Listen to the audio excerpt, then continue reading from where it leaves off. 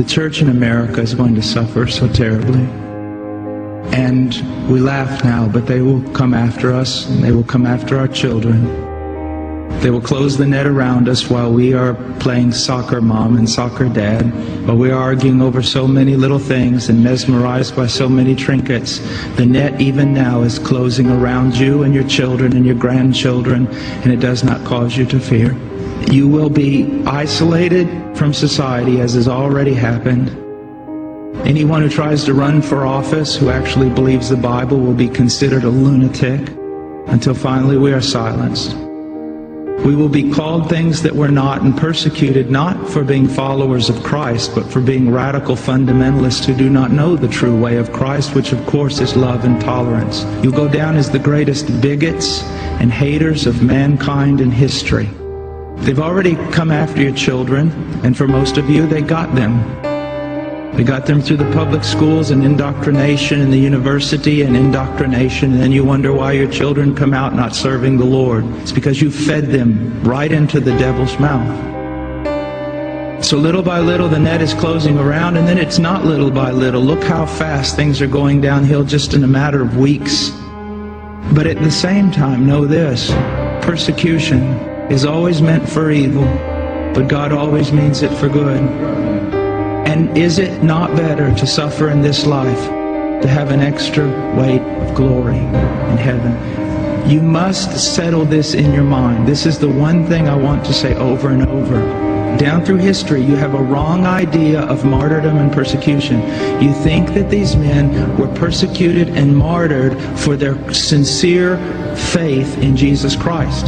That was the real reason, but no one heard that publicly. They were martyred, and they were persecuted as enemies of the state, as bigots, as narrow-minded, stupid people who had fallen for a ruse and can contribute nothing to society. Your suffering will not be noble. So your mind must be filled with the Word of God when all people persecute you and turn on you. This is no game. You want revival and awakening, but know this: for the most part, great awakenings have come only preceding great national catastrophes or the persecution of the church. I believe God is bringing a great awakening, but I believe that He is raising up young men who are strong in trust in the providence of God to be able to wade through the hell that's going to break loose on us. And it will be on us before we even recognize it.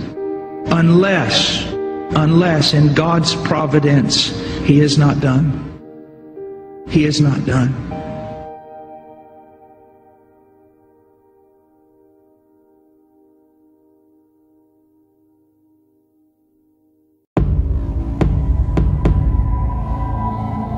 So I think there are lots of interesting discoveries, biological, on Earth, and other discoveries in the heavens that those of you who are younger will get to see unfold. You'll have all kind of problems with them, but on balance it'll be a plus.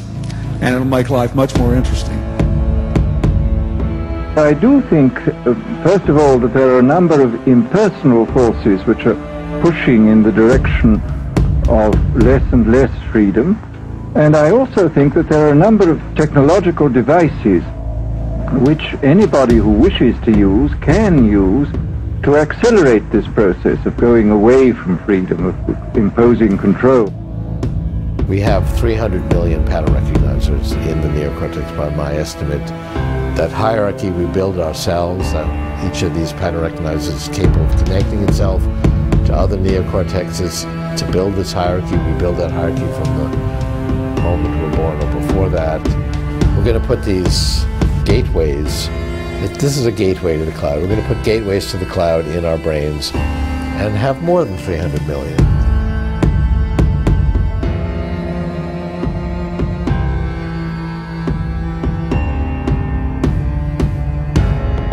This threat is not new. But technology and the internet increase its frequency and, in some cases, its lethality. Today, a person can consume hateful propaganda, commit themselves to a violent agenda, and learn how to kill without leaving their home.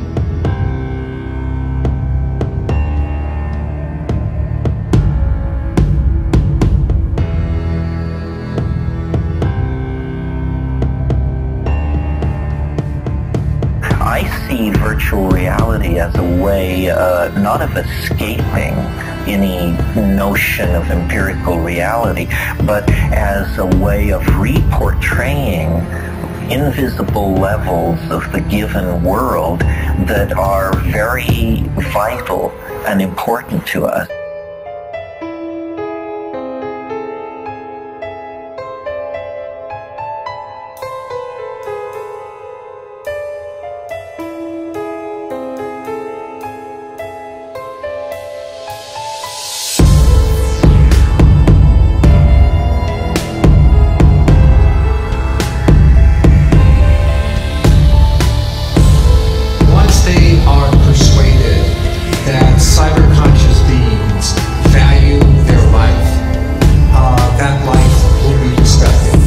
Go back to alchemy. Alchemy taught that the philosopher's stone was a literal elixir of life. It was kind of a universal vaccine.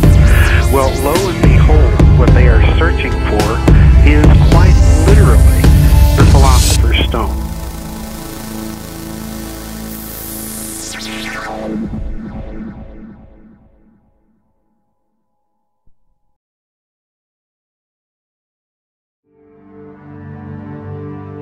Now, I'm going to get into the great tree of knowledge and the wisdom that has been denied us by someone who does not want us to have this knowledge. Who this someone is, I don't know. I wish I did. You know, John Lash, the great Nag Hammadi scholar, he says the Nag Hammadi texts, which were found 2,000 years ago in Egypt, or they were buried 2,000 years ago in Egypt and found in 1947. And what's great about the Nag Hammadi is they haven't been tainted by anyone. No pope, no politician, no historian has rewritten anything in there. So we're reading exactly what they wanted us to read 2,000 years ago. Okay? Nobody's got their meat on it. No spin. The Nag Hammadi says that about 1,600 years ago before them, or about 3,600 years ago, the earth was invaded by something called the Archons, which is close to the Anunnaki. And they don't say they're beings. They describe it more like a virus, an off-planet virus.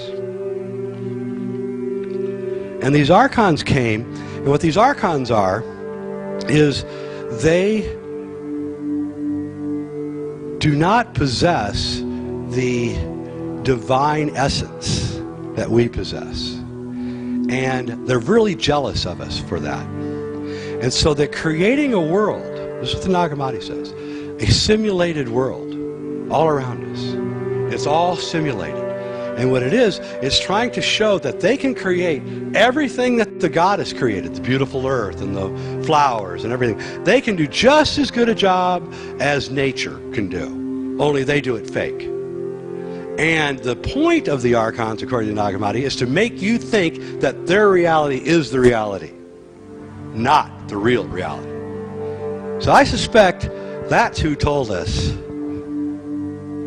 we can't have the fruit of the tree of knowledge. Because once you understand what is going on here, you can free yourself of the Archons. And I believe the Archons are here. And I believe they're everywhere. And I think they are a virus. Atlantis, Mu, Arcadia, the Holy Grail, the Philosopher's Stone. They all share a similar fable of something lost sought to be regained.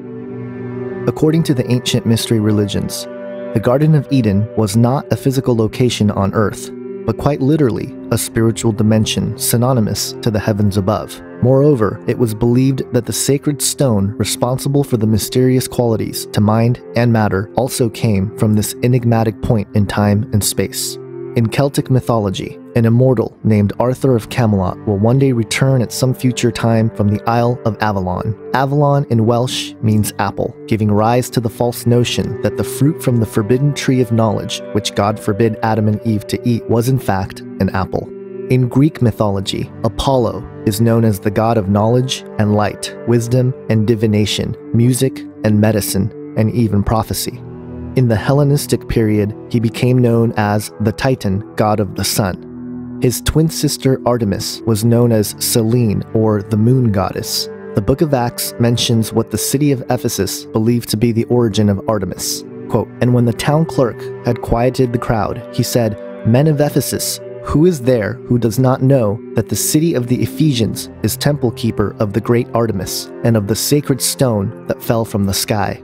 The Muslim Kaaba stone is yet another creation myth that mentions a sacred stone which fell from heaven to earth. The stone was thought to be a fragment of the first paradise. Islamic author Ibn Abbas states, quote, "Muhammad said, 'Indeed, the Islamic teaching of the origin of Adam say that the paradise in which he lived and was subsequently expelled was not even on the earth.'"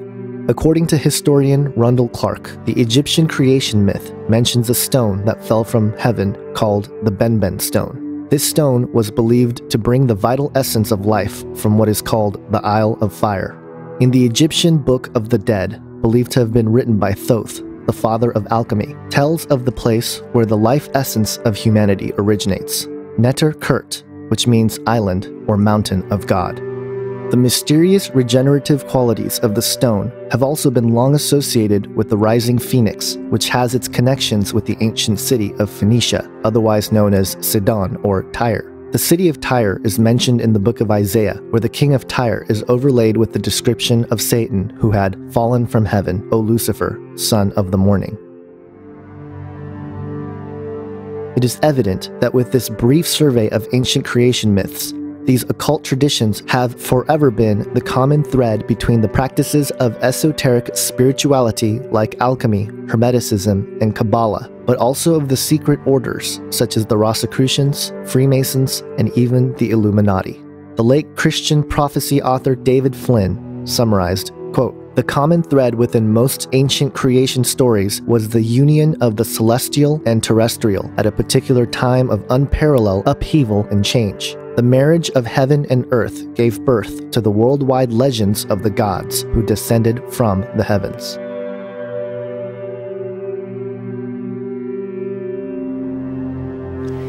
Well, alchemy is actually one of the most ancient of the sacred sciences. Its origins are stretching far back into history. In the terms of the alchemists themselves, alchemy was the transformation and transmutation of metals. But in a broader sense, this transformation takes place on all different levels, not just a physical level, but mental and spiritual levels, and not just for metals, but for all creatures. All of creation is going through this process of transformation. One alchemist described alchemy as celestial agriculture. Oh my gosh. And this is a sense that everything in nature is alive and transforming, going through a process of development. Frater Albertus described alchemy as a process of consciously assisted evolution, where the operator himself is consciously involved in his own evolution. Oh yeah, I like that.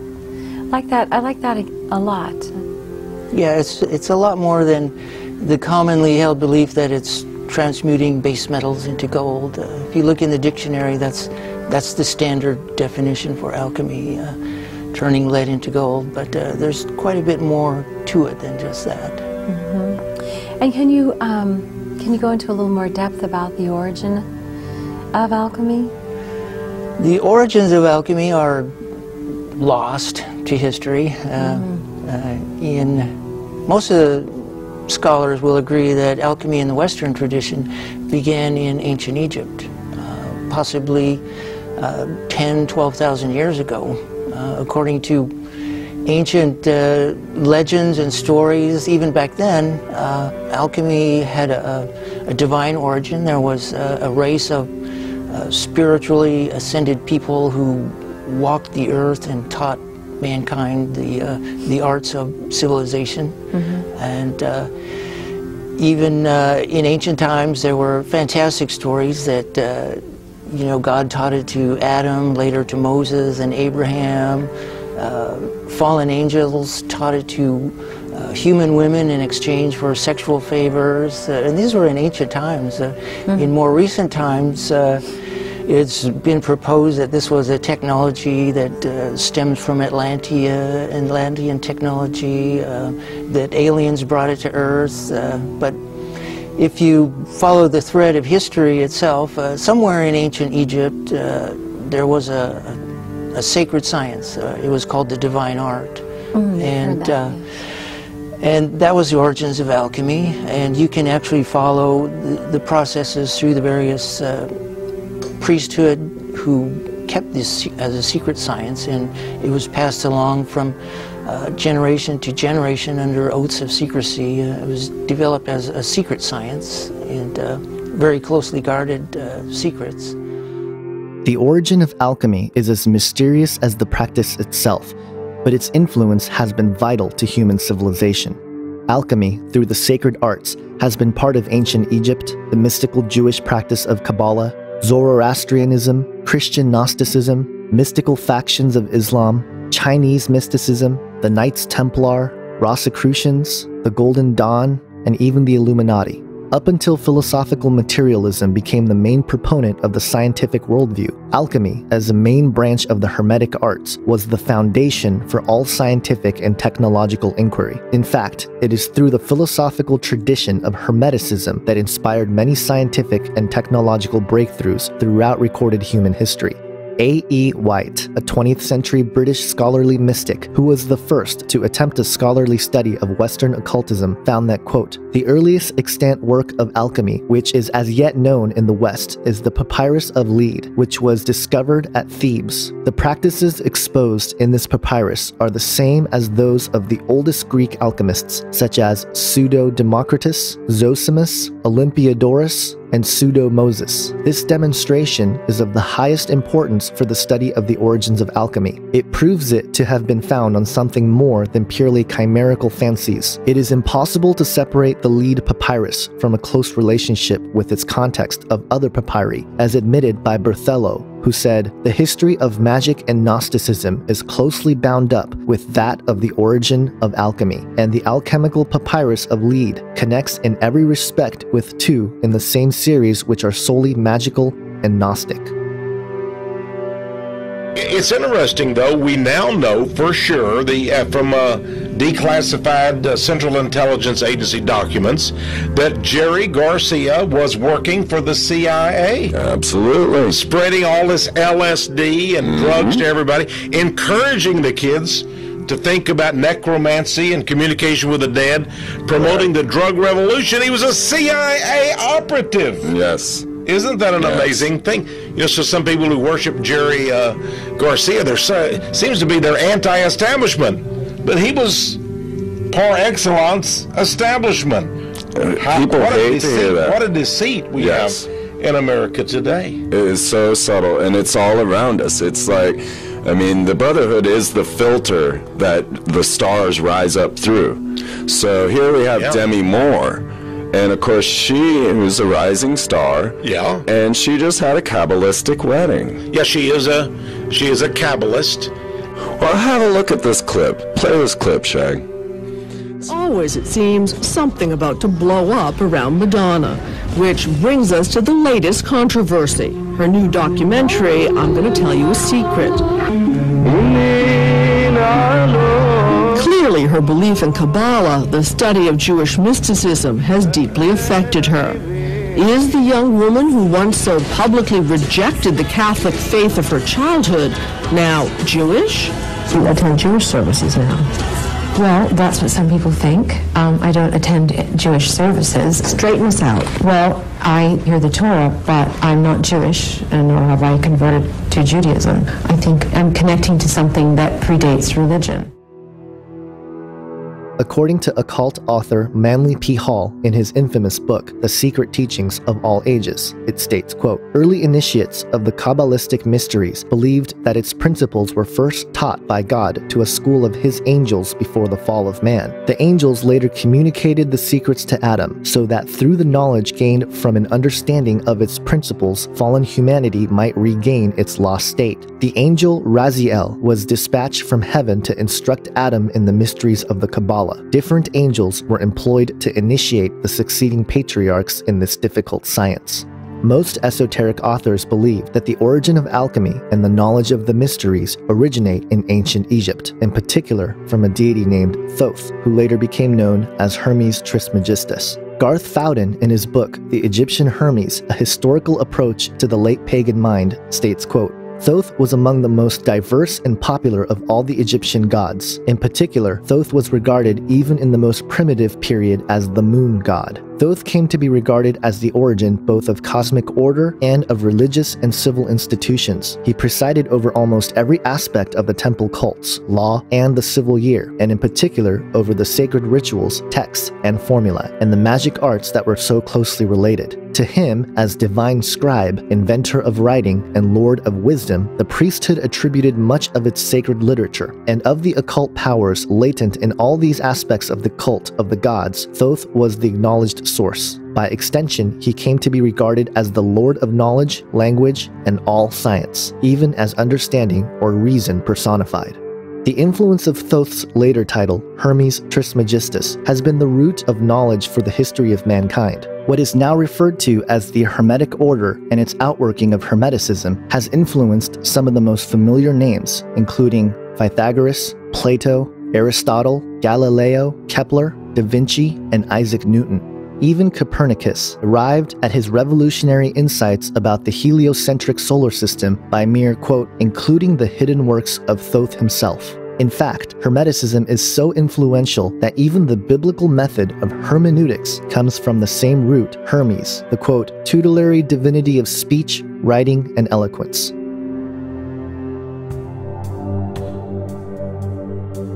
Many ancient cultures, all around the world actually, talk about gaining knowledge from elsewhere.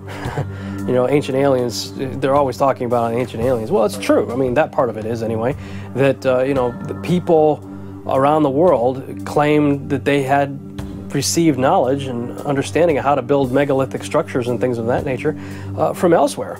Now, I don't believe that we're talking about astronauts, ancient astronaut theory. I don't buy that. We're not talking about people from the Pleiades or Arcturus or Orion or whatever.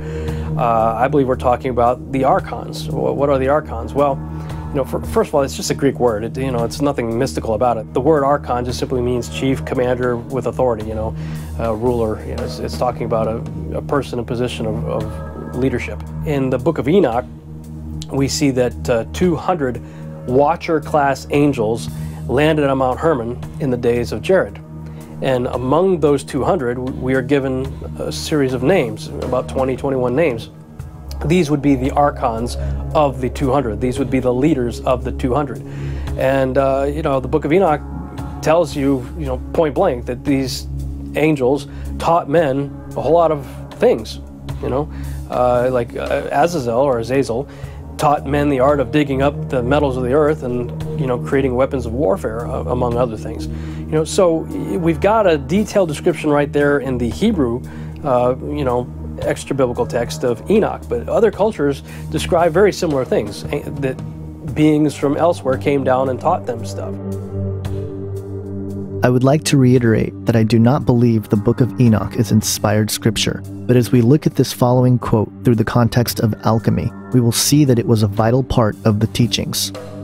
The Book of Enoch, chapter 8, verse 1, states, quote, Azazel taught men to make swords, knives, shields, breastplates, and fabrication of mirrors, and the workmanship of bracelets and ornaments, the use of paint, the beautifying of the eyebrows, the use of stones of every valuable and select kind, and of all sorts of dyes, so that the world became altered.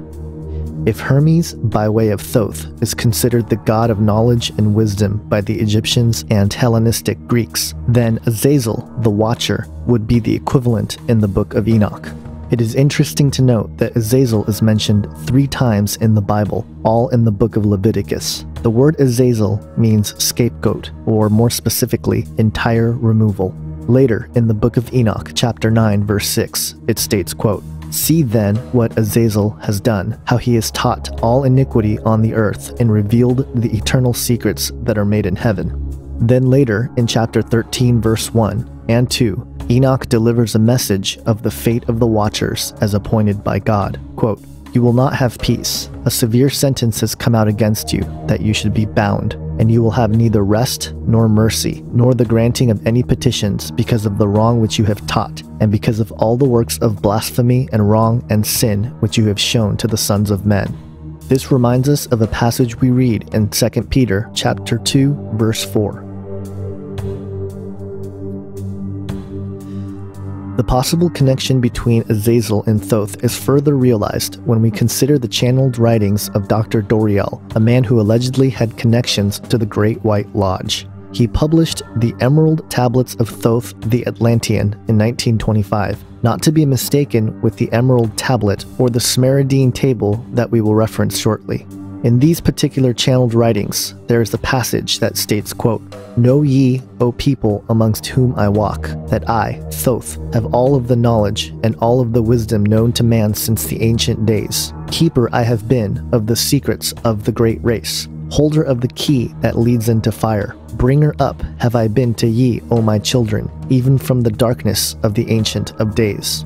Here, Thoth, through Dr. Doriel, claims himself to be the father of mankind, calling us my children.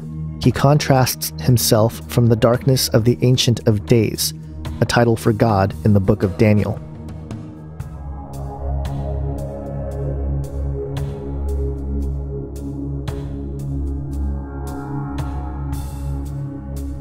These clues are a dead giveaway of who is actually behind the identity of Thoth, or Azazel. However, the channelings don't end there.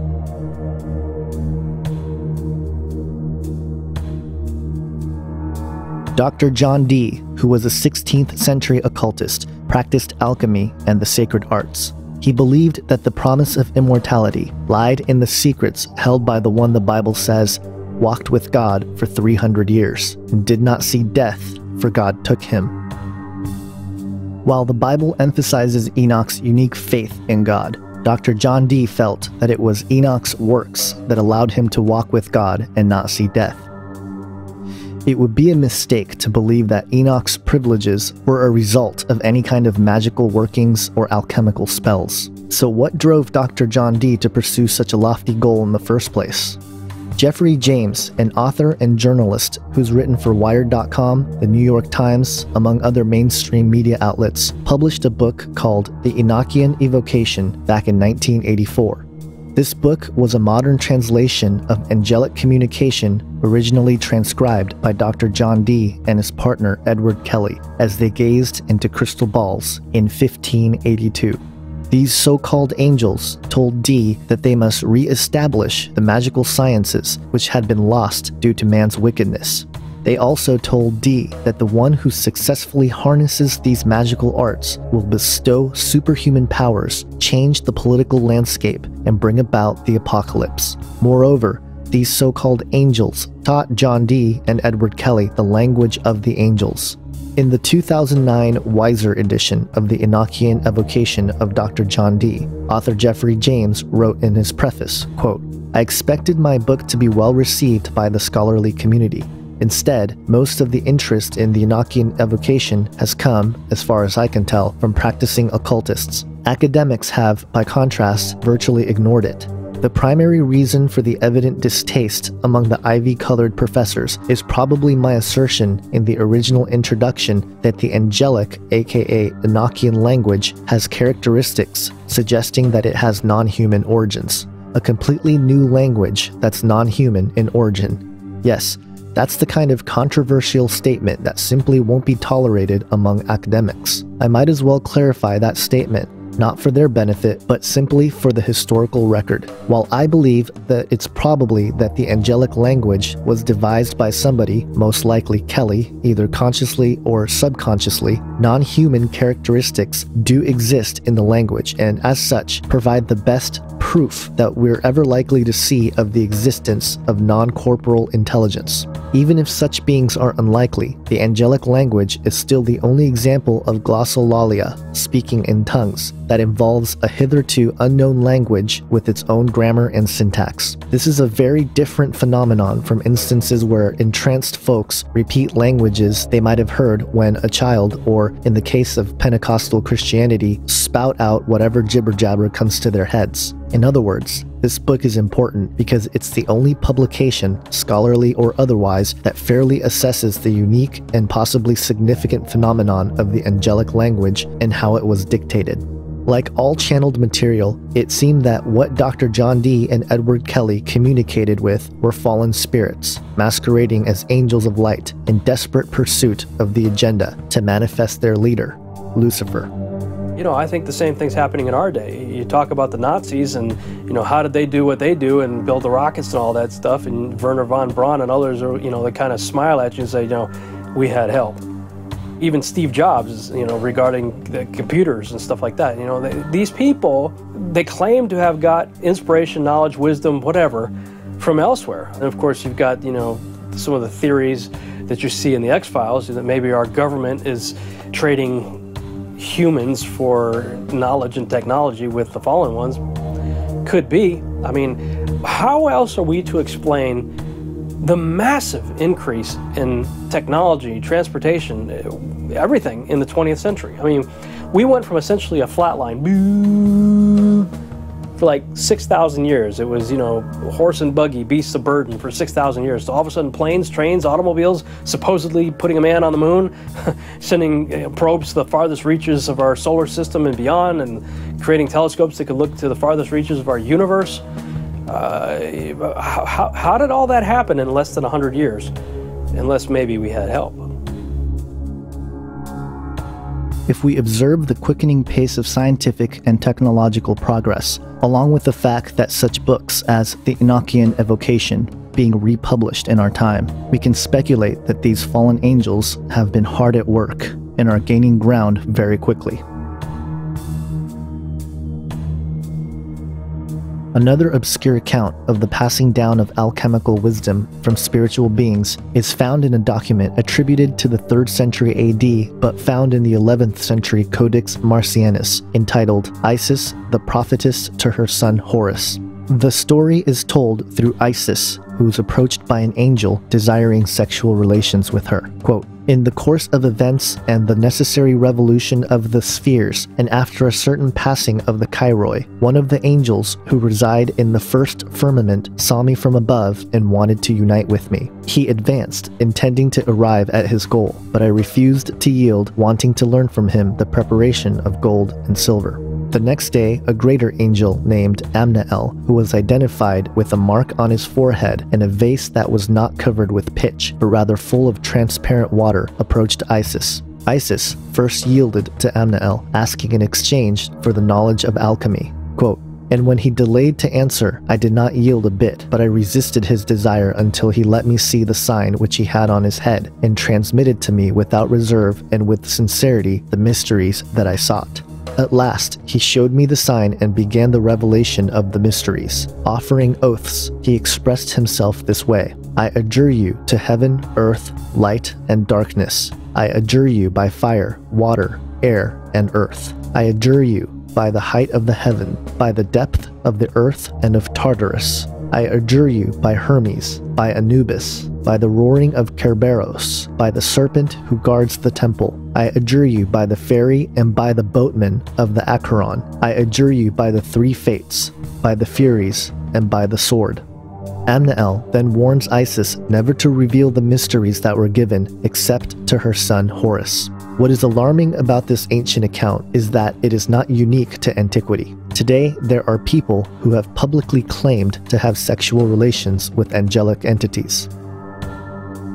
Meet Stephanie Cohen. Stephanie claims that she is often visited by aliens who help to guide her through life. Not only does she claim aliens sneak into her room at night, she also says that she has sex with them and has out-of-this-world orgasms. Professor Chris French, however, believes there is a rational explanation, and welcome to you both. This is utterly fascinating, and we should say to Stephanie, we're glad to have you here this morning because as you've been in this morning talking to us, last night, you travelled out to the solar system. Where did you go and how did you get there? my group, I call them Team Spirit, and we have a UFO, flying saucer. Yeah. And we've got a photo. Well, no, it's not a photo. It's a picture I drew. This is a drawing that you've done, and this is the UFO that you went to. Yeah, sure. We go off to planets within our own solar system, but also to way out into the solar system. Do you go in mind or do you go in body? In mind, because it happens when when my physical body is asleep, but my spirit will then leave. Could it be a dream? I mean, would that be what most people call dreaming? A dream is a friendly way of letting you know what you've been doing without scaring you. That's what dreams really are, because people would be afraid to actually would be afraid if they were face to face with, say, an alien. So the different species. Let's talk about them. These different beings. You say that there are cat people. There are reptilians. Are they all? They're all part of. They're not part of the same race. So these are separate. No, entities. they're very separate, but they do come from the solar system that they come from, which is within the Canis Major. So that's where they originate. Yeah, they're different planets within the Canis Major system. So you, I assume, have seen life and other civilizations on other planets. Yeah. And how prolific is life in the universe? When you look up at the stars at night, that's how prolific it is. Who is Ian the Octopus Man? Yeah, he's an octopus man. He stays quite close to me, sort of like a spirit kind of boyfriend, but not really boyfriend. I don't call it boyfriend, just a good spirit friend. And he happens to be from the octopus race. I mean, all of them indulge in insects, but particularly the cat people are extremely highly charged sexually. You know, and it's part of our culture, the cat people culture. If they're here now, and one of the greatest things, one of the greatest revelations for mankind would be one of these beings to manifest themselves right behind me now, why don't they show themselves? Because then they're not into showing off. They're very quite reserved in themselves. Well, they have sex with you at a bus stop. That's not very reserved. No. What I mean is they don't show themselves to the world like that. They tend to deal on a personal level with individuals, because we all have guides, our own guides, and they are my guides, and so they interact with me. If you wanted to see them, they would do that through your guides. Or your guides would allow them to come through so that you can see them. Go on. But you had sex with a dead person. Well, I had the dead person, the spirit came back and made love to me. And this is not an isolated incident. I can't tell you how many widows have written me, have called me, have thanked me for actually talking about this subject and writing about it with such candor and honesty. And as I was writing about it, I couldn't believe I was writing it, but I thought, you know what, somebody's got to talk about this. These experiences are nothing more than the demonic entities taking advantage of humans at their most vulnerable moments, sleep. The male demons who seek sexual relations with human women are called incubus, while the female demons are called succubus. The earliest mention of demons or spirits mating with humans is found in the Sumerian account of what is called the Sumerian King List. There, a demigod named Gilgamesh is said to be fathered by Lilu, which means spirit or demon. If you or someone you know are having such experiences, as positive as they may appear to be, please strongly consider the words of 1 John 4:1.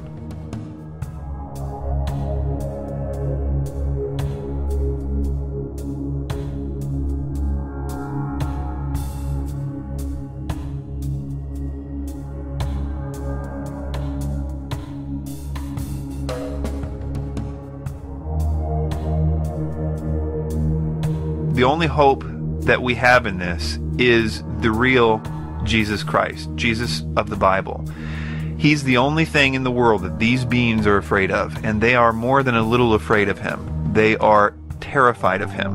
They shake, they tremble, they know that he has the authority to destroy them, and that he ultimately will destroy them. They are extremely conscious of this fact. You can see this in the Bible as well. Mark is a great book of the Bible.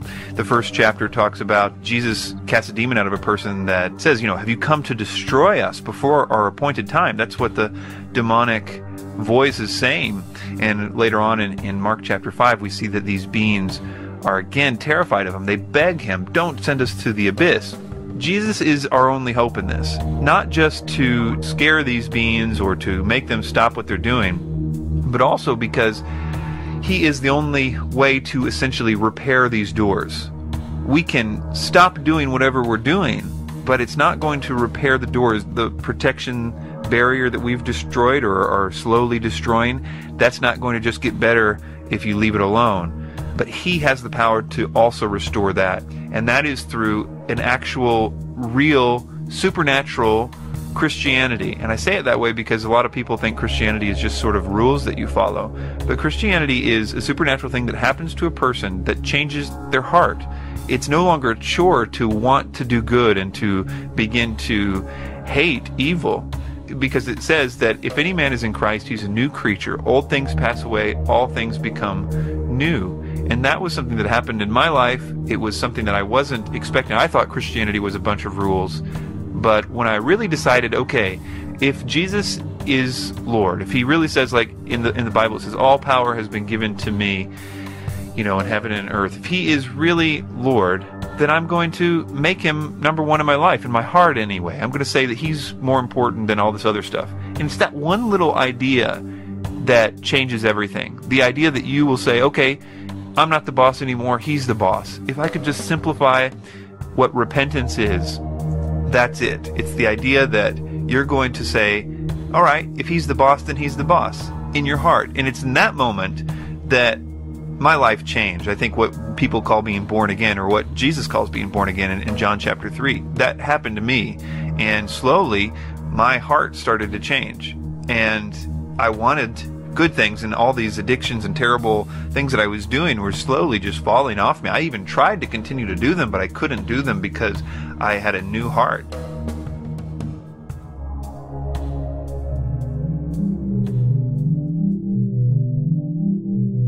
Israel Regardie, a 20th century French occultist and writer who was Aleister Crowley's personal secretary and transcriptionist, wrote about alchemy in a document entitled The Philosopher's Stone, Spiritual Alchemy, Psychology, and Ritual Magic.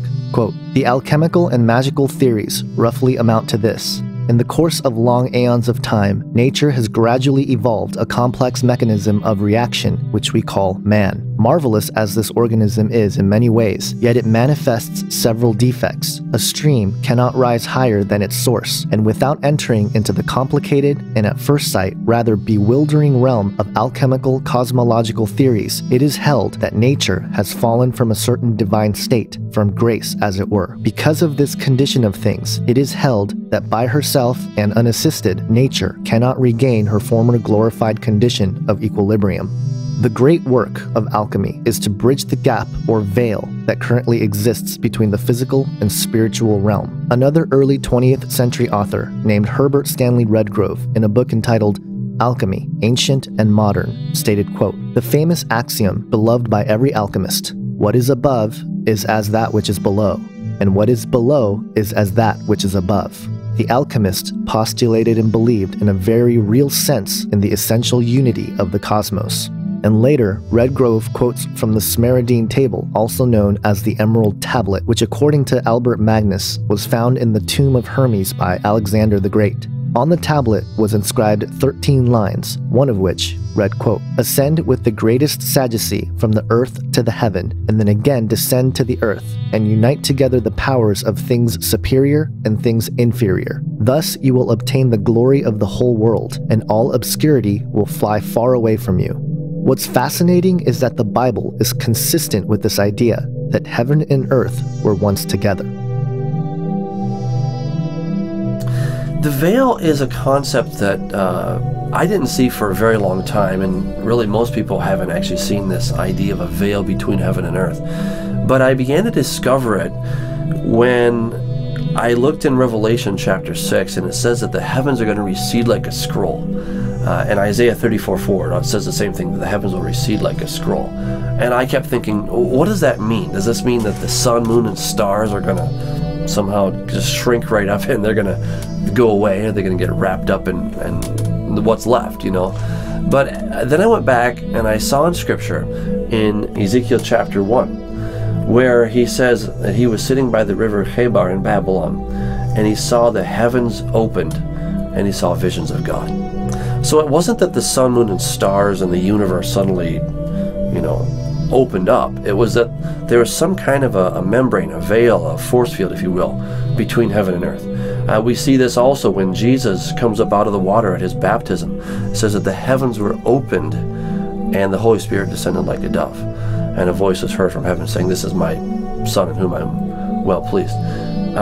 Stephen, when he's being stoned, he saw the heavens opened and he saw Jesus up there, not far away, mind you. And then John in the book of Revelation saw the heavens open. Now, at another place in 2 Kings chapter 6, Elisha and his servant wake up one morning and they find the Syrians have surrounded them. And Elisha's not worried, but his servant is. And Elisha prays, "Lord, I pray you to open the young man's eyes that he might see." And the Lord does. And then he's able to see horses and chariots of fire all around.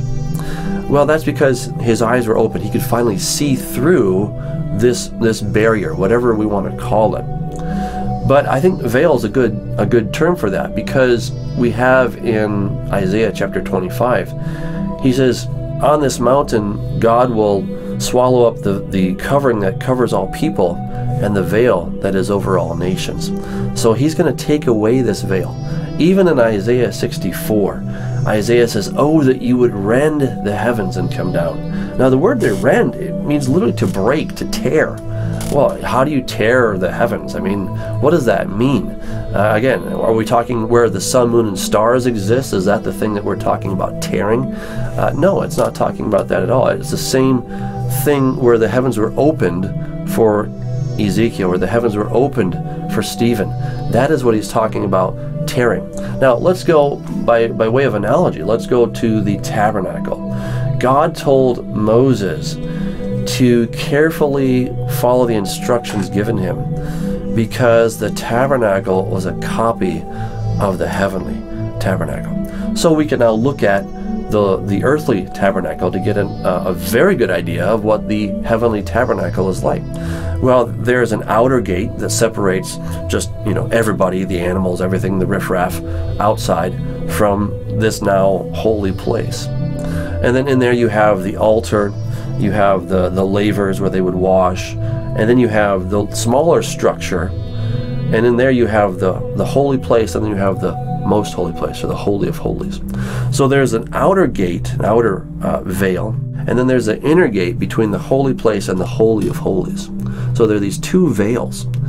Now, we see that when Jesus was crucified, the veil, the outer veil, mind you, was actually torn. Not the inner veil, but the outer veil was actually torn from top to bottom. And that is a sign of what is coming. That there's going to be a restoration of all things. Now, it's been done in the legal sense, but it hasn't been done yet in the practical sense. We still don't dwell with God face to face, but we're going to one day. That's God's desire, is that we would live with Him, we'd be able to walk with Him.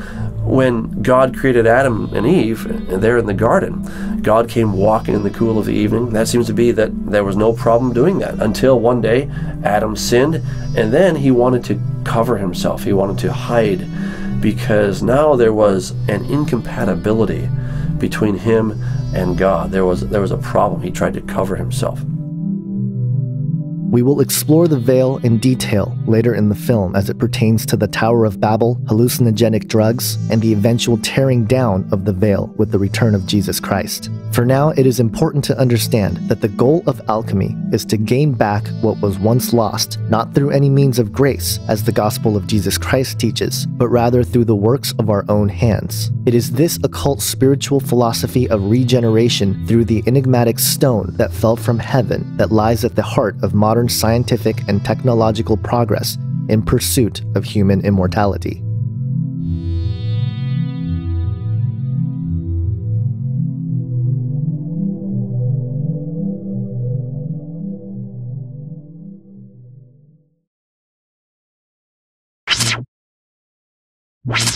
We're just, can I try that again? Hey guys, thanks for having me on. Great to be here. How's it going, Rob? It's going great, man. How are you guys doing? Great to be on the show with the awesome name. Agenda, what I think everyone needs to know on other people, it didn't really work that way. Hi guys, it's your boy Johnny. Oh, it's so nice to be on Canary Cry Radio. People will sometimes say to us, you guys are taking this stuff way too lightly, because you guys are laughing all the time. That's what started it, and we opened wide to saying, Lord, we'll help any of these, we'll go whatever. Well, is that the way the Antichrist is going to arrive? I don't know, but I know that the book of Revelation tells us in Revelation 17 that the world is going to marvel at he who was and is not and yet is. There's a lot of minds that are being made up that say, hey, you know, E.T. is God. The God of the Bible is just ridiculous. You're listening to Canary Cry Radio. Here's Basil and Gons.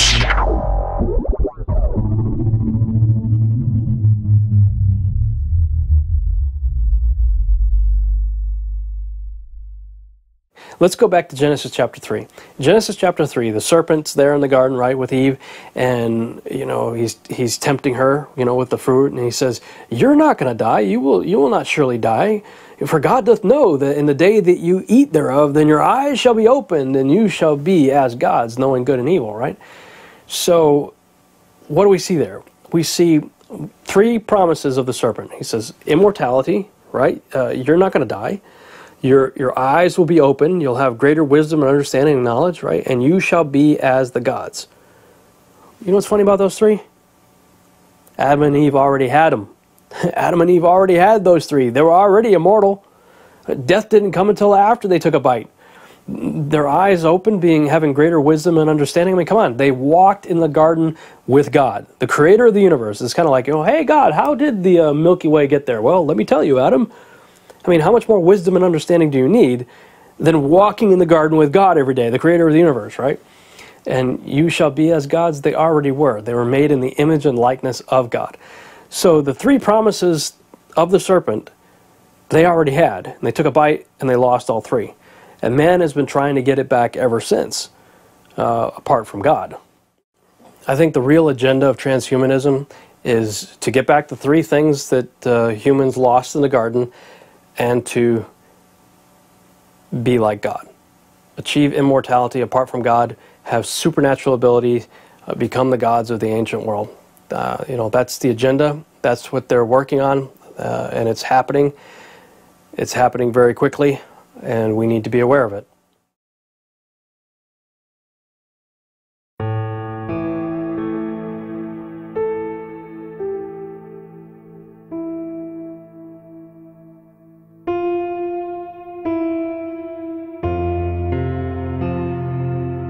Terence McKenna, who was the scientist who was the originator of time wave theory and novelty theory, and who experimented with DMT and other psychoactive mind-expanding drugs and made contact with the Greys and the ETs and all the rest of them, but then would have to come down off his high and come back to this reality, speculated that in the very near future, via human enhancement, we won't no longer need these psychoactive drugs because we'll alter our brains to put ourselves in contact. It is very important because now we're facing the time where unconscious evolution period has almost finished.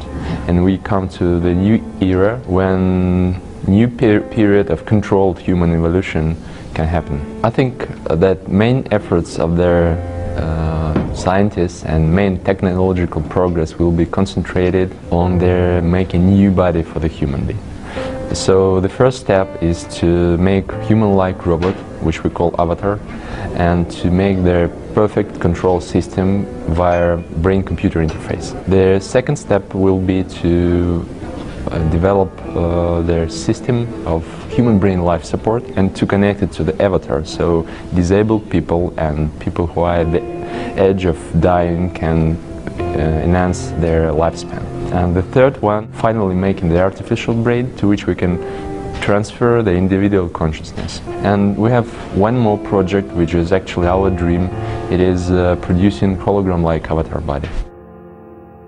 スーパーコンピューターができて、でその中へ人間が入り込むと、こう希望的観測としてね、あるいはそれが嫌な場合は先ほどの人間の肉体があって、で体はこう死ぬいろいろ故障するじゃないですか、だからもう全部機械にしまうと、で脳だけ残すと、でネットとつながると、でスーパーコンピューターにつながってるから頭賢さはですね、知能は人類の1兆倍、ぐらいあるわけですね。でそういう、神のようなね人間にすごい話だなりたい私はね。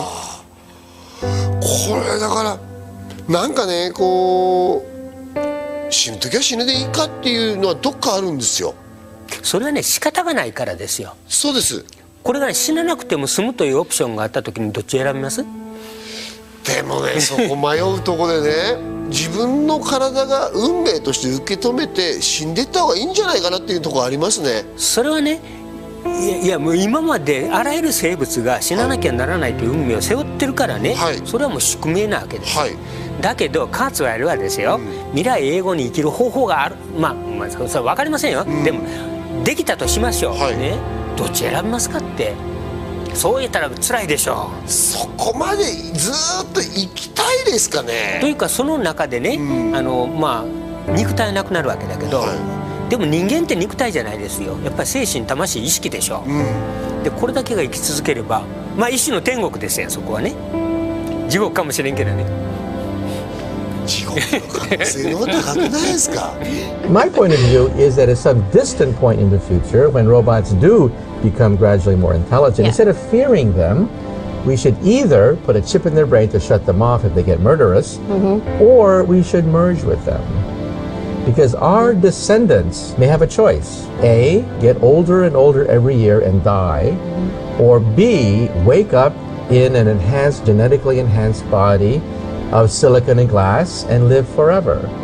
So if you were faced with that choice, live a decrepit life, aging year after year, or be a Superman, young, handsome, virulent, and immortal, which would you choose?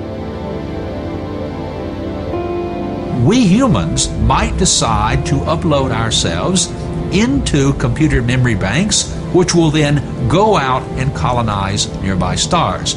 They will be virtual humans, not humans at the lowest level of reality, which is what we now are, but you might think of a spiritualized aspect of ourselves. This is solid science, but now science and religion have become intertwined. I can use either language, scientific language or religious language, to describe exactly the same thing.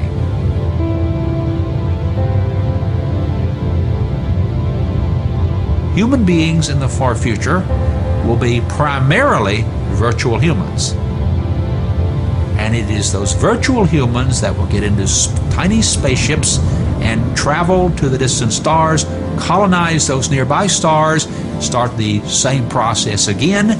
What will happen is the universe will be slowly but surely converted from its current dead matter state into a living matter state. In the far future, the entire universe will be one gigantic computing machine.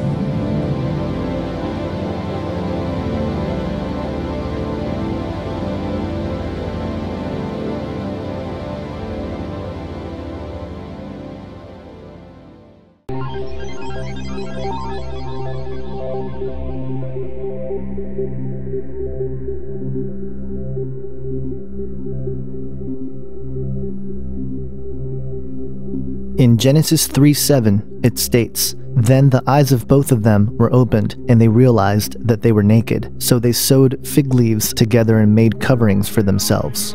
This act of sewing fig leaves to cover themselves is the first instance we see in the Bible of innovation in an attempt to solve a problem, in this case, the fall of humanity. Ever since the fall, mankind has been working diligently to reverse the effects. This is perhaps why we as humanity are inherent seekers of truth, wisdom, and knowledge, and not automatic possessors of it. But it seems our own efforts, while noble, will never fully restore what we have lost.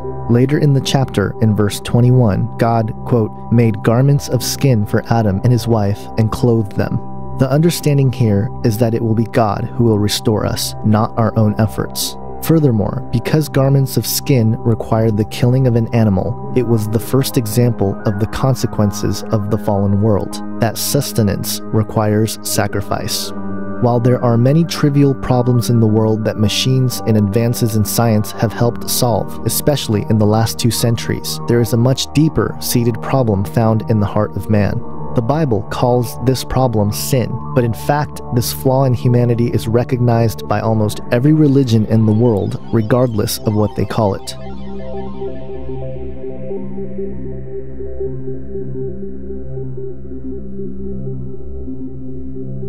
Even the self-proclaimed atheists, or the agnostics, cannot deny this inherent shared problem.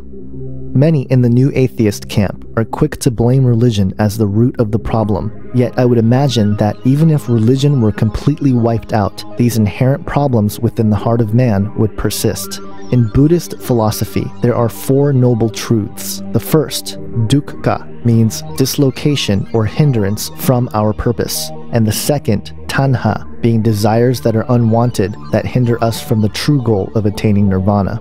These 2 noble truths in Buddhism are very similar to the Christian concept of sin. Similarly, all worldviews share the act of rituals, rules, and regulations prescribed as a means to help us eradicate these flaws and to achieve the transcendence of inherent human nature. The exception to this methodology is biblical Christianity, where it is through the grace of God and the death, burial, and resurrection of Jesus Christ that offers us salvation, not any ritual, rule, or regulation. Modern technology has undoubtedly been the most transformative in all of human history. Many people recognized the transformative potential and power of technology early on in the 19th century when groups like Technocracy Incorporated were formed in an attempt to politicize the technological movement. Hello, I'm Arvid Peterson, and this is the first of a 2-part presentation on technocracy, an alternative social system. Because of the turmoil throughout the world, and because of the uncertainties about the future of North America, it is not surprising that many Americans are becoming quite concerned. The relentless bombardment of conflicting statements that come from our business and financial leaders, the inane rhetoric pouring from the mouths of politicians, and the fragmented bits of news that come from the media all add up to general confusion throughout the land. Fortunately, however, there is a solution to the many problems facing this country and this continent. And the purpose of these discussions is to talk about those problems and to delineate the kind of solution that is needed. To introduce to you the subject science applied to social operations. These programs are not intended to entertain or amuse you, nor are they meant to scare you. We are making a new approach. It is not political, financial, philosophical, legal, religious, or moral. It is a technological approach. Technocracy is the scientific answer to America's social problems. The Zeitgeist movement has pushed the Venus Project, which is essentially a technocratic utopia maintained by machines that will produce goods and services to the needs of humanity. And again, while such a cause is noble, and the film Zeitgeist, moving forward, gives its case for why a society built on machine production rather than human labor will solve all the world's problems, it is my firm belief that it will not change the inherent flaws found in the human heart. Abundance does not equal altruism. While technology has given rise to new possibilities, the issue of abusing this power still remains. In fact, the advent of a world government and a world economic system are predicated on the advancement of technology. Can a microscopic tag be implanted in a person's body to track his every movement? There's actual discussion about that. We propose that everybody, every American, citizen, legal immigrant, gets a non-forgeable employment card, a national employment card. It has a little chip in there that you can't forge that matches the retina of your eye. Now, every employer would have to swipe the card through a little machine like a credit card machine. When someone applied for a job, it would have their picture on it, of course. And if the computer said they're a citizen, I got it. or they're I got it, illegal, Senator. I got it. I think I got it. But here's the other part. If the employer doesn't swipe the card or hires him anyway, first time, a $50,000 fine, second time, jail.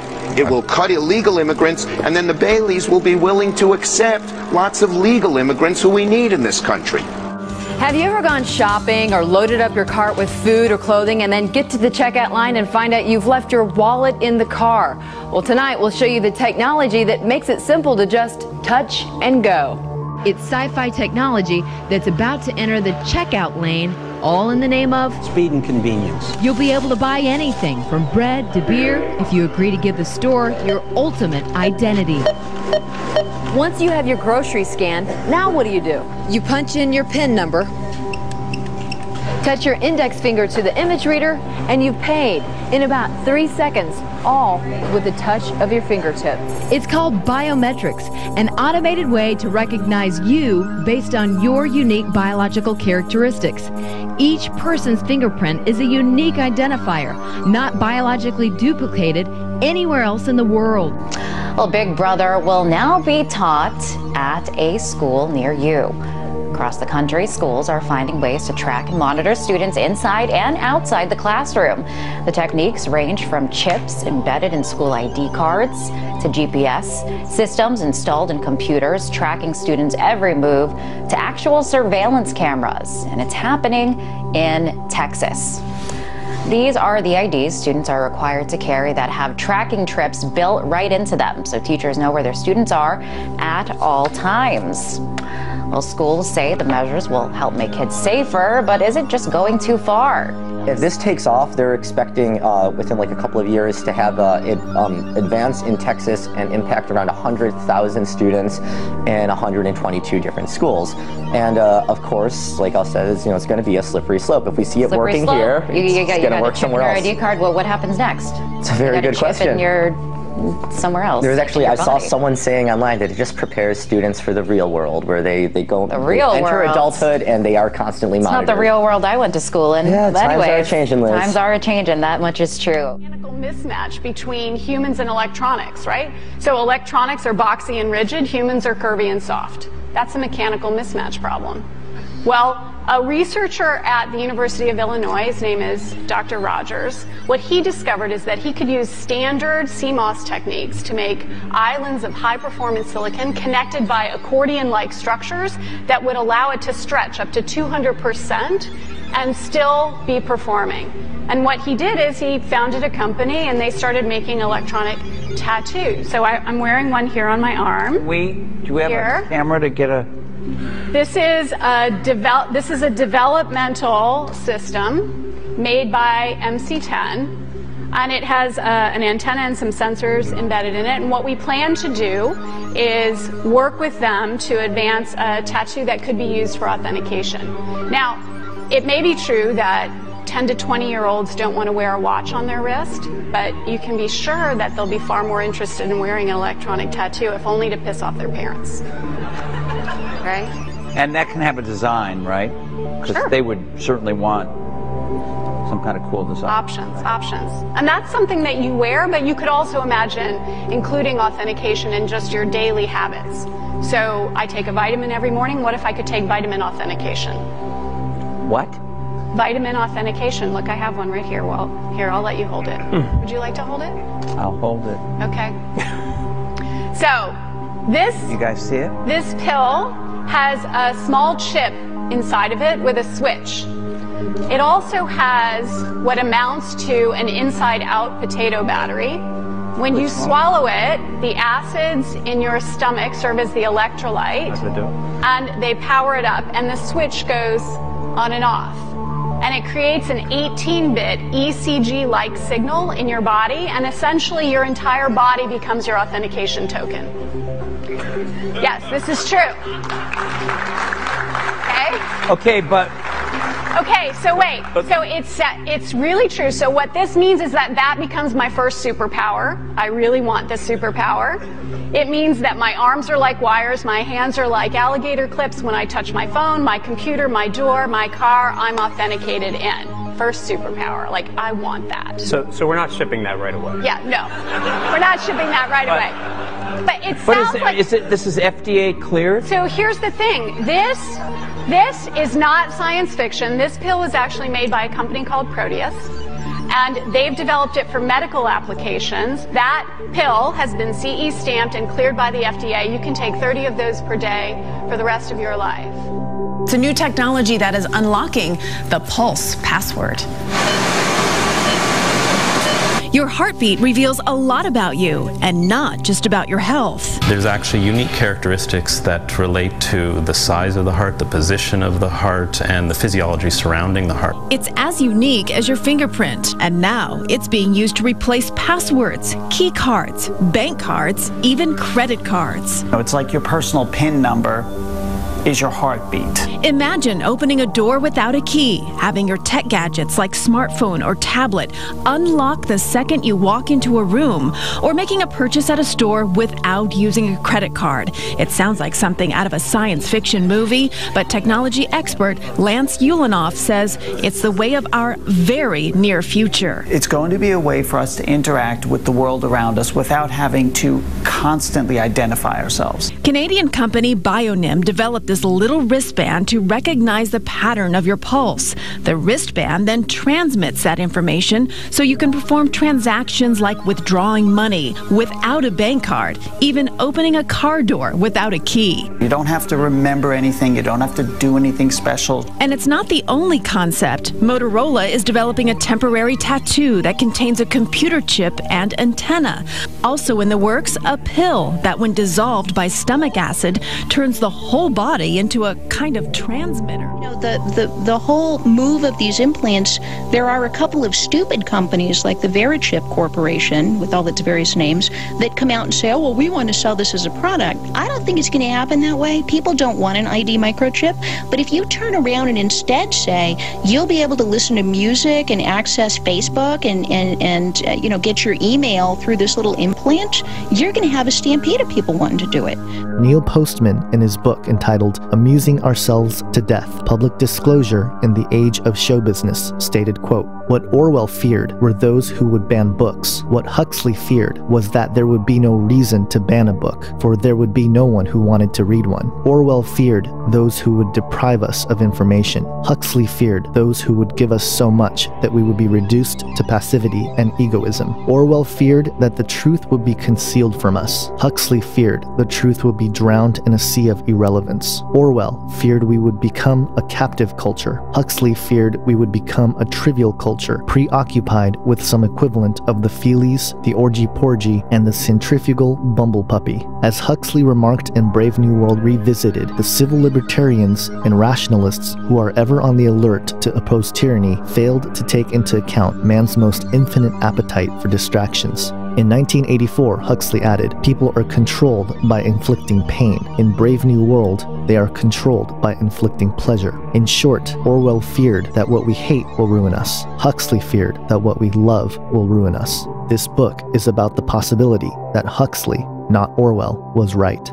Beyond the controlling aspects of technology in a tyrannical political or social system, there are some who tout that technology itself is more akin to a new life form. Kevin Kelly, the man who helped launch Wired magazine, who was the chief editor of its first 7 years, stated in his book, What Technology Wants, quote, "In biological evolution, there is no designer, but in the technium, there is an intelligent designer, sapiens. In the words of psychologist Sherry Turkle, technology is our second self. It is both other and us. Unlike our biological children, who grow up to have minds completely separate from us, the technium's autonomy includes us and our collective minds. We are part of its selfish nature. The ongoing dilemma of technology, then, will never leave us. It is an ever-elaborate tool that we wield and continually update to improve our world, and it is an ever-ripening superorganism, of which we are but a part, that is following a direction beyond our own making. Humans are both master and slave to the technium. Calling technology a superorganism may seem ridiculous at first, but not only is there ample evidence that we ourselves are the nurturers of this organism, there is clear prophetic biblical understanding to the development as well.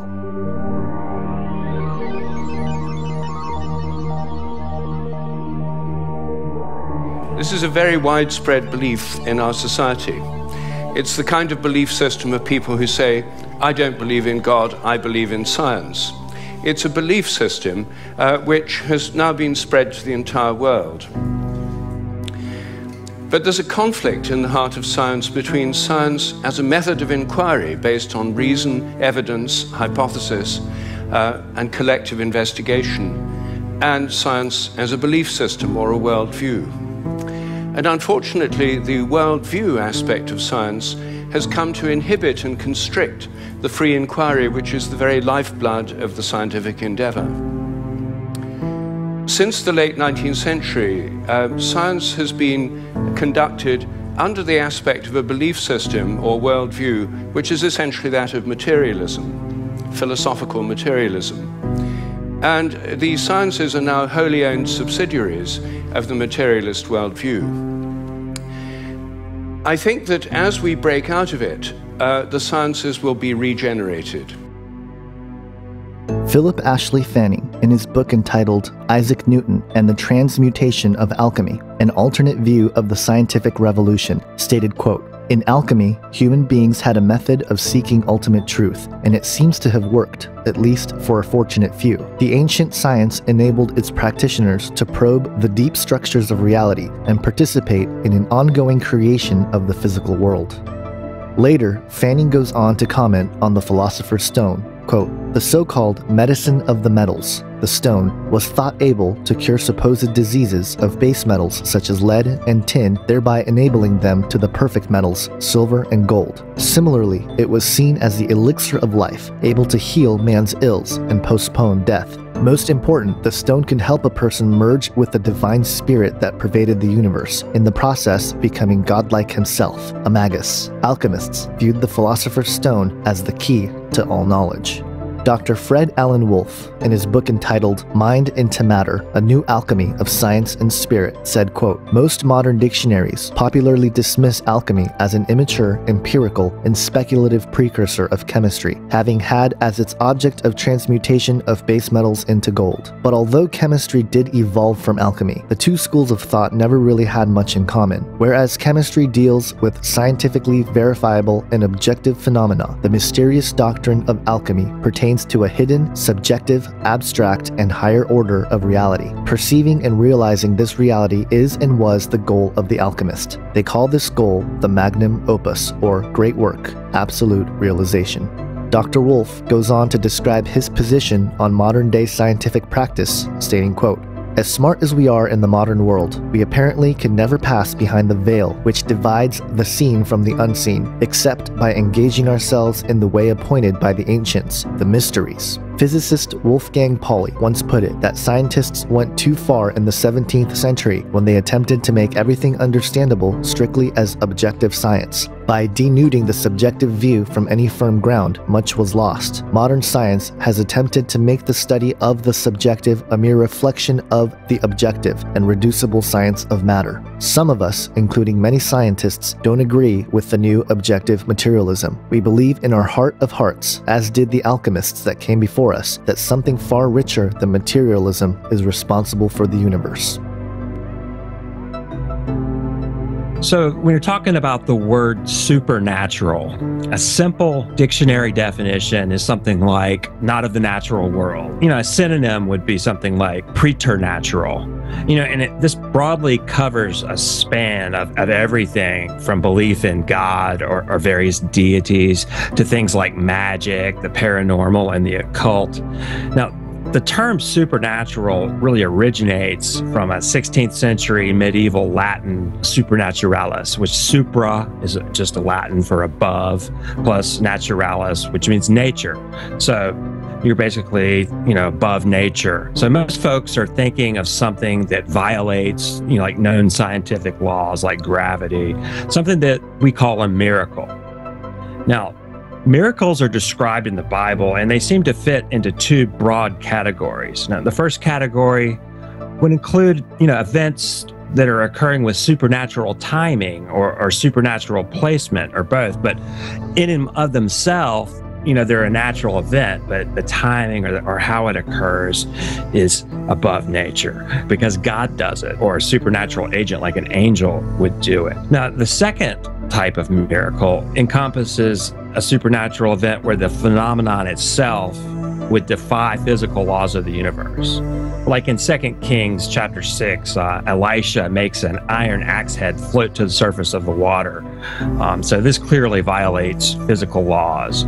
Something like when Jesus walked on water, that would clearly violate known physical laws. So we have these two kind of categories of miracles. But, when we're talking about something being above nature, it does beg the question of what is nature? And this is where you get into quite a bit of controversy in philosophical circles. And this really comes into what we call metaphysics in philosophy. It's kind of the branch of philosophy that deals with the nature of reality. And you really can't talk about supernatural without having a metaphysical theory of reality. Now, what this really means is meta is a prefix meaning beyond or after or something like that. So you have beyond physics. So it's actually very congruent with the concept of supernatural because we're talking about what is beyond physics. So the sort of questions that philosophers look at in metaphysics are things like, does God exist? But other things like, do numbers and mathematical objects exist independently of the human mind? Or this was another one that's even more interesting. Does anything exist apart from the human mind? And there's actually some pretty rigorous philosophical arguments for what is called idealism, which basically says that everything is ultimately mental and that matter doesn't exist. But the dominant, metaphysical worldview that's taught in our universities and, in science is reductive materialism or naturalism. And this is the idea that all of reality is explained simply by matter and energy and acting according to the laws of chemistry and physics. However, they don't really have any evidence to make such a broad claim like that. And, I think that naturalism or reductive materialism itself is actually a mythology, mainly perpetrated by secularists and atheists to support their worldview. Now, they have what they call a program of demythologizing religious claims and supernatural claims. They believe that there are no true supernatural spiritual realities, only natural phenomena, and so they assume there must be a natural explanation behind every religious belief or supernatural claim. Thus, they assert things like scientifically ignorant people create myths and religious symbols for natural phenomena that they don't understand. For instance, like a culture that doesn't understand thunder. So it interprets thunder to represent a deity in order to make sense of it somehow. So the goal of the naturalist or the reductive materialist is then to discover, the natural causes of these things and then drove this culture to create this mythology. And they demythologize it by explaining it away. Now that's happened in our culture to some degree. So they have some points in that. And we have discovered a lot of natural causes for things that we used to think were supernatural. But the art of demythologizing is really itself a mythology because, it just asserts a bald-faced assertion that there are no supernatural or transcendent kind of mysteries to life, and then it interprets everything that it cannot understand in terms of naturalism or reductive materialism. For instance, there's quite a few things that they don't have answers for, like the Big Bang cosmology. They've pretty much proven by their own scientific methods that the whole universe came into being at a point in time from nothing. Because nature came into being at that time, whatever caused that, whatever made that process ensue, is by definition supernatural, because it caused nature to come into being.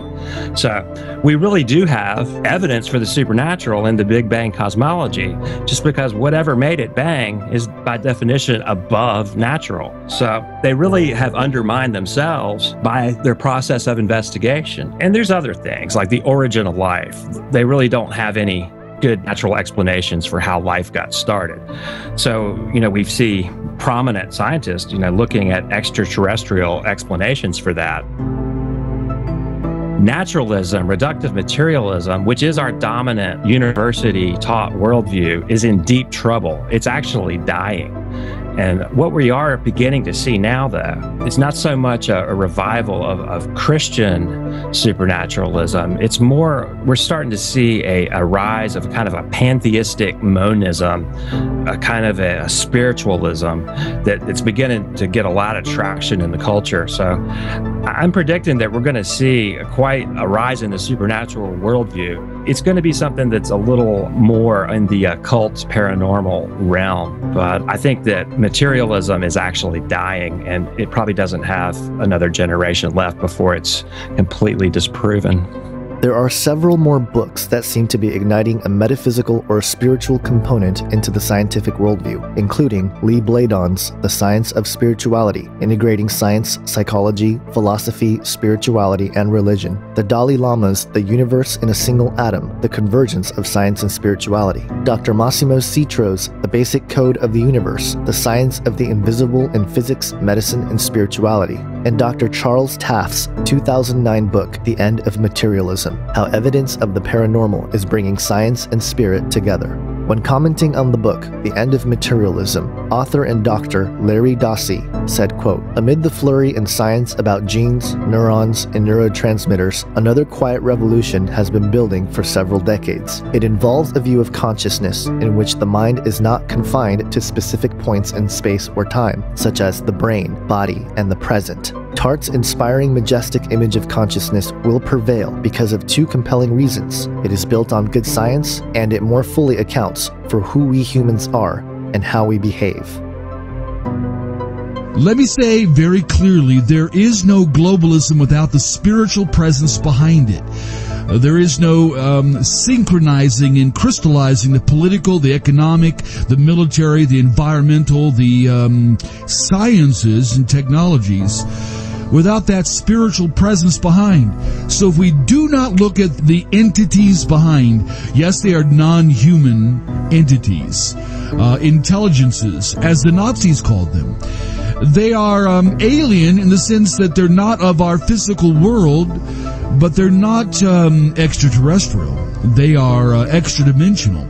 These are beings that have been around for millennia. They are fallen ones, fallen angels. You can say demons, daemonoia, Satanas, Diablos, ancient serpent, and by the Spirit of God, there's designations given to those entities. Now, those entities, as we've said again and again and again, the scriptures bear out the Greek word metaskidzmazatai, the ability to morph, and the ability to present a front that is acceptable without changing its nature or agenda. Now, that's part of the global deception. That's part of the end-time deception issue. And as Scripture, the Spirit of God has shown us, the broadest, deepest, most controlled, but yet most supernatural deception will be occurring in the last days, a ramping up an evolutionary development to the point of bulging at the seams. The same beings that Himmler was after, the same beings that guided Helena Blavatsky and Alice Bailey in the writings, the same beings that would predict their goal of the transformation, evolution, and alteration of humanity, and bringing about a new era and a world super leader, as defined in the externalization of the hierarchy, is reappearing in what looks like an extraordinary, dazzling, incredible combination of science and spirituality.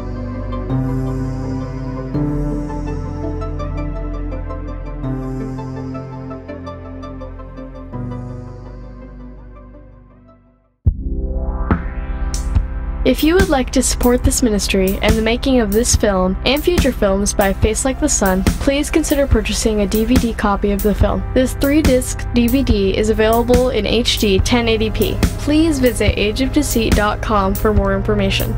That's ageofdeceit.com.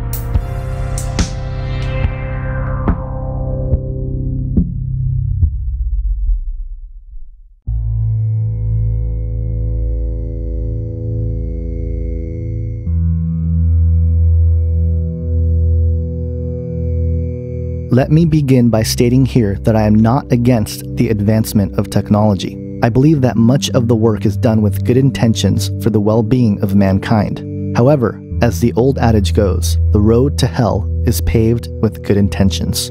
There are in general 4 areas of advancing technologies. These are called GRIN technologies. They stand for genetic, robotic, intelligence, and nanotechnology. Early in the 20th century, we saw the development of what was called eugenics. Eugenics was a social philosophy with the belief that humans could improve their genetic quality by selective control of human breeding and sterilization. The history of eugenics in America has largely been forgotten. For example, eugenics was widely accepted in the US academic community in the early 1900s with financial support from corporations like the Carnegie Institution and the Rockefeller Foundation. Many US states also had laws that allowed eugenics-based sterilization and euthanasia. While today, eugenics is largely remembered as Nazi propaganda, the reality is that it was a major part of American culture. But many believe that the concept of eugenics has gone away and no longer exists, but they are wrong. Eugenics simply goes by another name today. Bill Gates, who of course runs the biggest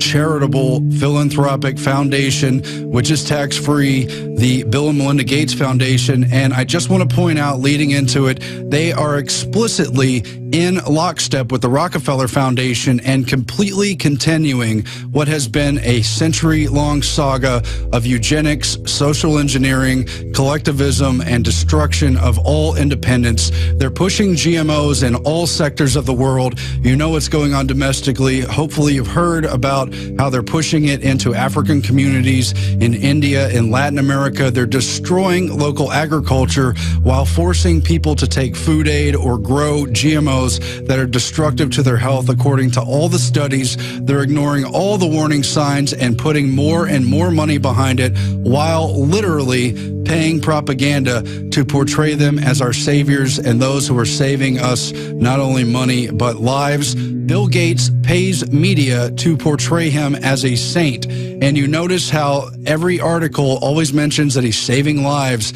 how he's doing something great for the world by pushing vaccines and calling to curb population. His famous TED speech, he talked about lowering the world's population by at least 15% with vaccinations as a key vector for that. And I exposed how NPR, ABC, the London Guardian, BBC, the Alliance for Green Revolution, Gavi, Monsanto, Cargill, all these industries, all these media outlets, all these corporate entities are locked together with the Bill Gates and Rockefeller Foundation to deceive the world, to force dangerous vaccinations and food upon us, and to consolidate, frankly, a staggering, disturbing amount of money. One final note I'll add is that the whole rise of foundations was in response to the outrage over monopolies at the turn of the 20th century. The Rockefellers, the Carnegies, the Harrimans amassed more money than anyone ever had. They monopolized the rail, the oil, and the steel industries. They developed and used antitrust laws to try to strike them down,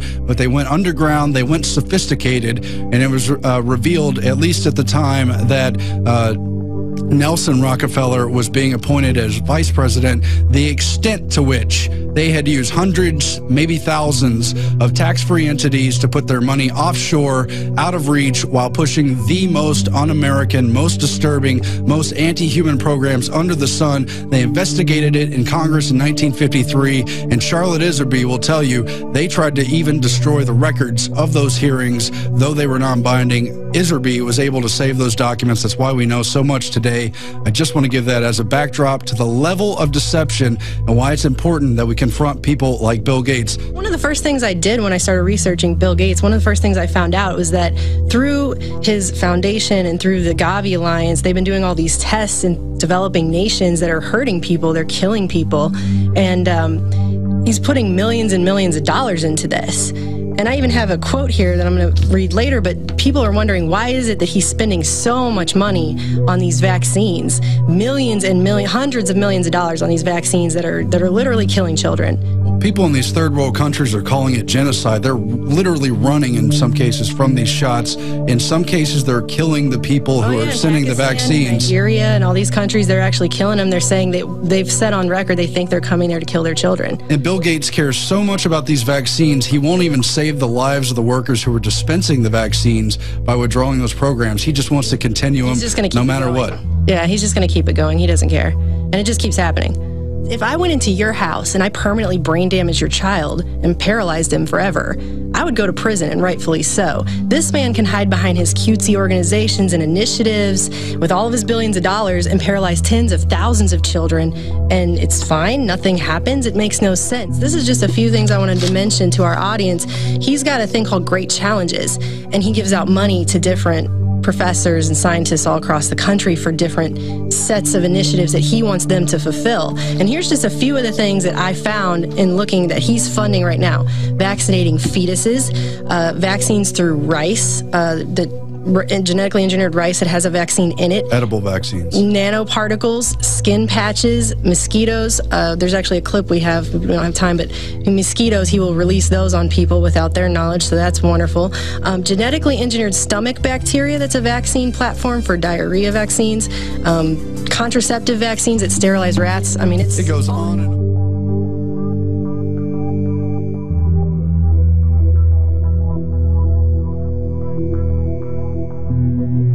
In 1998, Dr. Gregory Pence, professor of philosophy and arts and humanities at the University of Alabama, stated, quote, "Many people love their retrievers and their sunny dispositions around children and adults. Could people be chosen in the same way? Would it be so terrible to allow parents to at least aim for a certain type in the same way that great breeders try to match a breed of dog to the needs of a family?" Bioethicist Arthur Kaplan from the University of Pennsylvania, in an interview with ABC News back in 2000, stated, quote, "Making babies sexually will become rare. Many parents will leap at the chance to make their children smarter, fitter, and prettier. Ethical concerns will be overtaken by the realization that technology simply makes for better children. In a competitive market society, people are going to want to give their kids an edge. They'll slowly get used to the idea that a genetic edge is not greatly different from an environmental edge."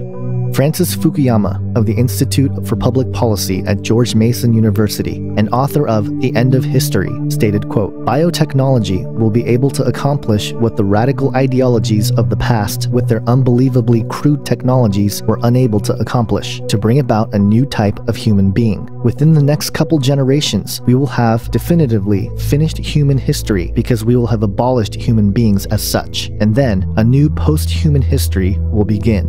And finally, Joel Garria, in his book Radical Evolution, The Promise and Peril of Enhancing Our Minds, Our Bodies, and What It Means to Be Human, stated, quote, "The ability to tinker with our genes offers the astounding promise and peril of immortality, which mythically has been the defining difference between gods and mortals. It also offers the possibility of an even greater variety of breeds of human than there is of dogs."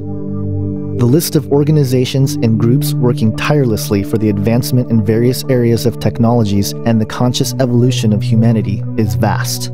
Alcor Life Extension Foundation, based out of Scottsdale, Arizona, is a nonprofit company advocating and performing cryonics, the preservation of humans in liquid nitrogen after legal death, with the hopes of restoring them in full health in the future when the technology is developed. As of March 31st, 2013, Alcor has 985 members and 117 in cryopreservation. The concept of no longer existing terrifies me. I don't want to just go to sleep and not wake up. I want to actually have a good chance at reanimation and just continuing my existence. I'm an atheist, so I don't believe that there's existence beyond what we have in the within the laws of science.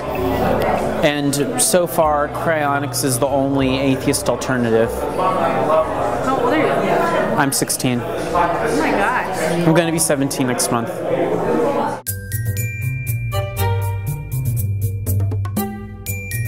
I am Alchemy member 2561 Neuro. So are you just going to be frozen for your head?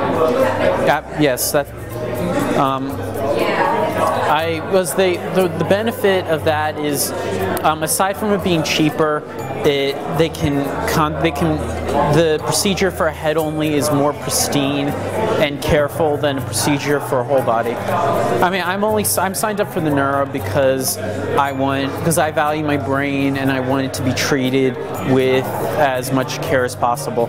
And if my body would just be a nuisance, especially if my body is, I mean, really there's no point in me having my body if it can just be replaced. About all the suffering and pain?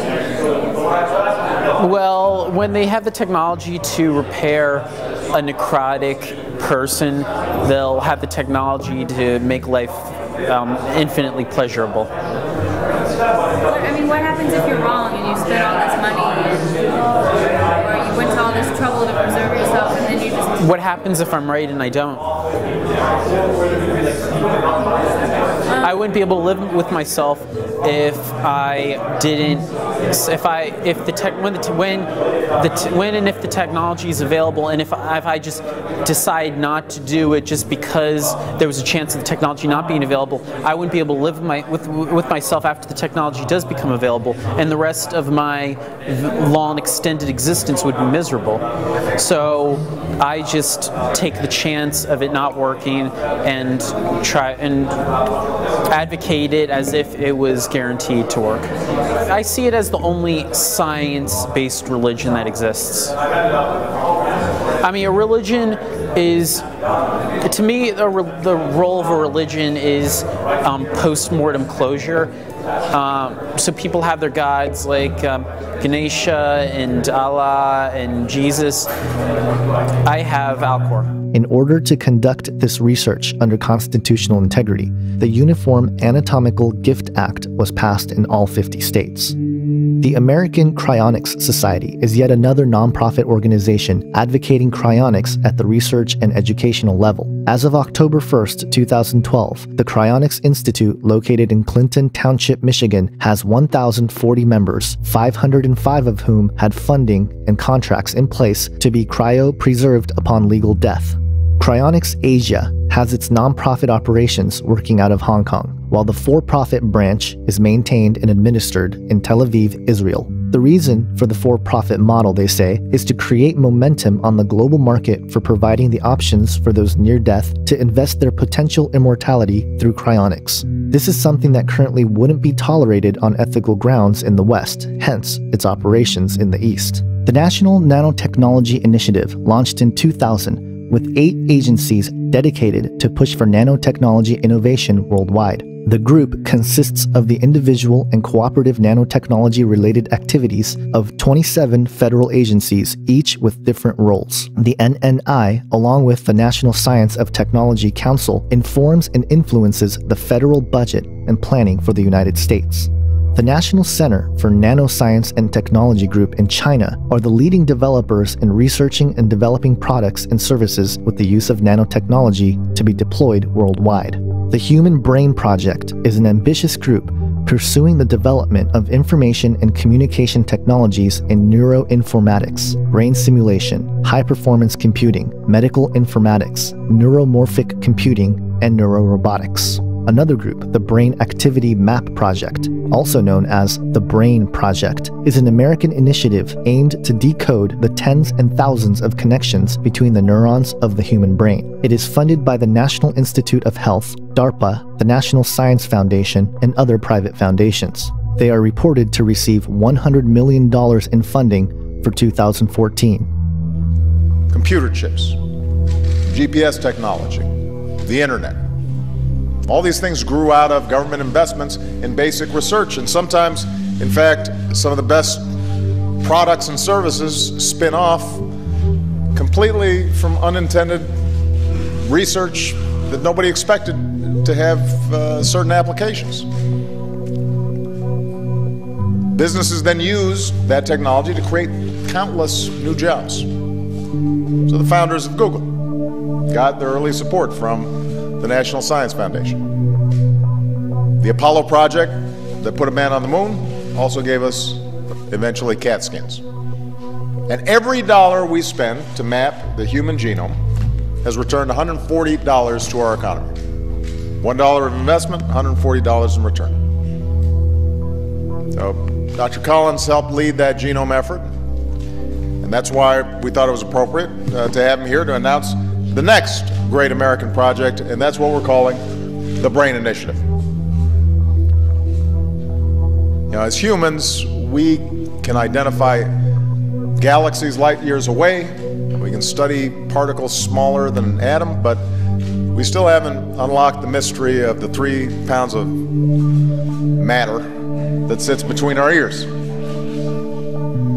Today, scientists possess the capability to study individual neurons and figure out the main functions of certain areas of the brain. But a human brain contains almost 100 billion neurons, making trillions of connections. So Dr. Collins says it's like listening to the string section and trying to figure out what the whole orchestra sounds like. So as a result, we're still unable to cure diseases like Alzheimer's or autism, or fully reverse the effects of a stroke. And the most powerful computer in the world isn't nearly as intuitive as the one we're born with. So there's this enormous mystery waiting to be unlocked. And the Brain Initiative will change that by giving scientists the tools they need to get a dynamic picture of the brain in action and better understand how we think and how we learn and how we remember. And that knowledge will be transformative. There are other private companies working to develop brain-inspired technologies. IBM had recently made progress in successfully simulating nearly 5% of the human brain through what's called the Blue Gene computer. Another breakthrough by IBM was a pair of cognitive chips built on the nanoscale to simulate brain memory functions. Trying to bring together neuroscience, supercomputing, and nanotechnology to create a radically different computer architecture that mimics the function, low power, small size, and real time of the human brain. Modern computers, because of their sequential, symbolic nature, can be likened to the left brain, whereas the human brain is capable of parallel, short, complex thinking, and it can be likened to the right brain.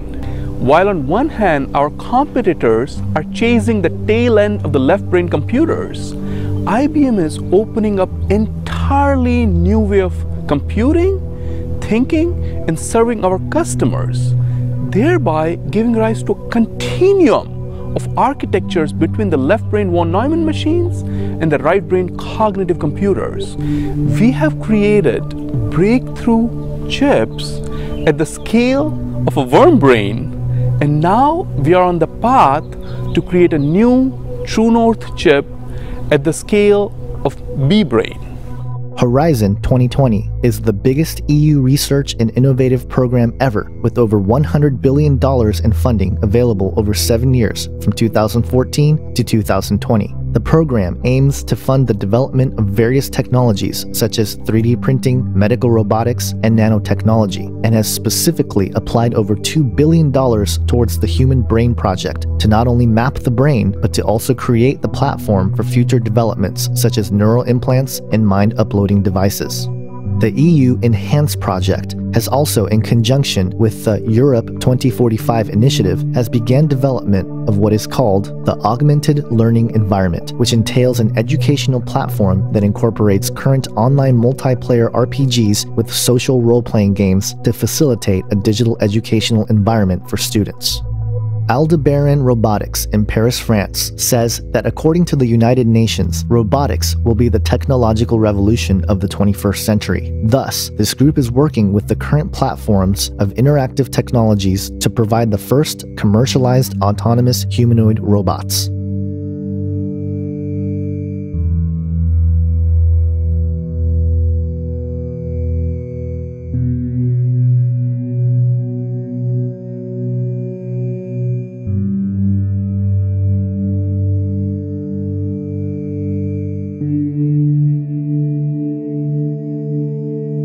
Meet Valkyrie, Valkyrie 1, 6'2", 125 kilograms, superhero robot. We want to get to Mars. Likely NASA will send robots ahead of the astronauts to the planet. These robots will start preparing the way for the human explorers. And when the humans arrive, the robots and the humans will work together in conjunction, building HABs, laying foundation, and just working together in that tight relationship. So technologies such as Valkyrie are going to really lead into the type of robotic systems that will one day be the precursor missions before the astronauts go to Mars.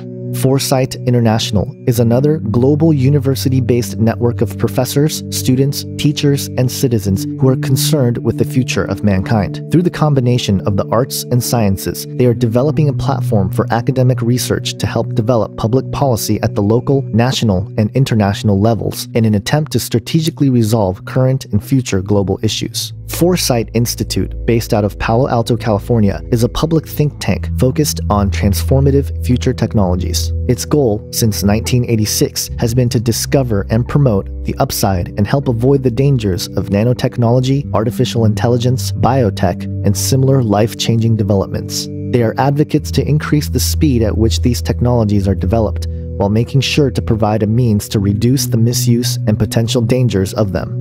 The Machine Intelligence Research Institute, founded in the year 2000, advocates ideas initially put forward by I.J. Good and Werner Vinge regarding the intelligence explosion, or more commonly known as the singularity. Head of engineering at Google, Ray Kurzweil, served as one of its directors from 2007 to 2010 and maintains an advisory board which includes Oxford philosopher Nick Bostrom, biomedical gerontologist Aubrey de Grey, PayPal co-founder Peter Thiel, and Foresight Nanotech Institute co-founder Christine Peterson. While looking up all these groups, one of the major topics to hit the news stream was the fact that Google purchased Boston Dynamics, a military robotics maker. What was not reported were the other 7 robotics companies that Google purchased along the way.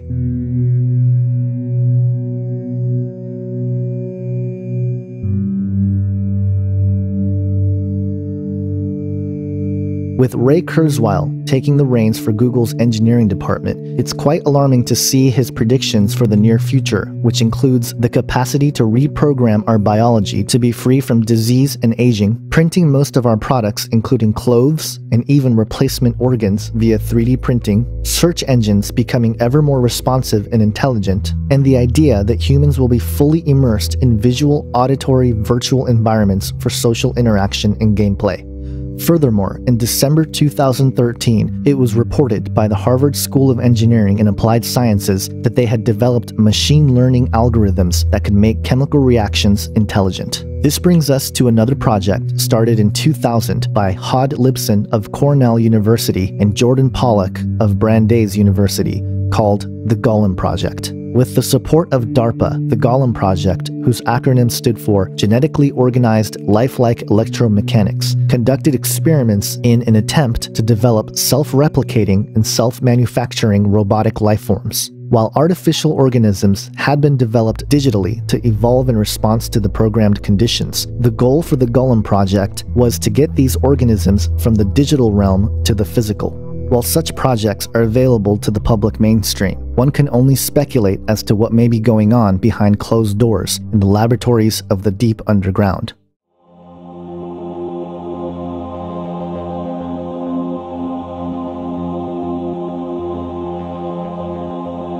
It should be clear by now that the modern technological and scientific agenda is built upon the same spiritual philosophies as ancient alchemy. The desire for man to create artificial life and as a result play God is nothing new. One of the goals for the alchemists was to create what is known as the golem, an animated anthropomorphic being created purely out of inanimate matter through magical workings.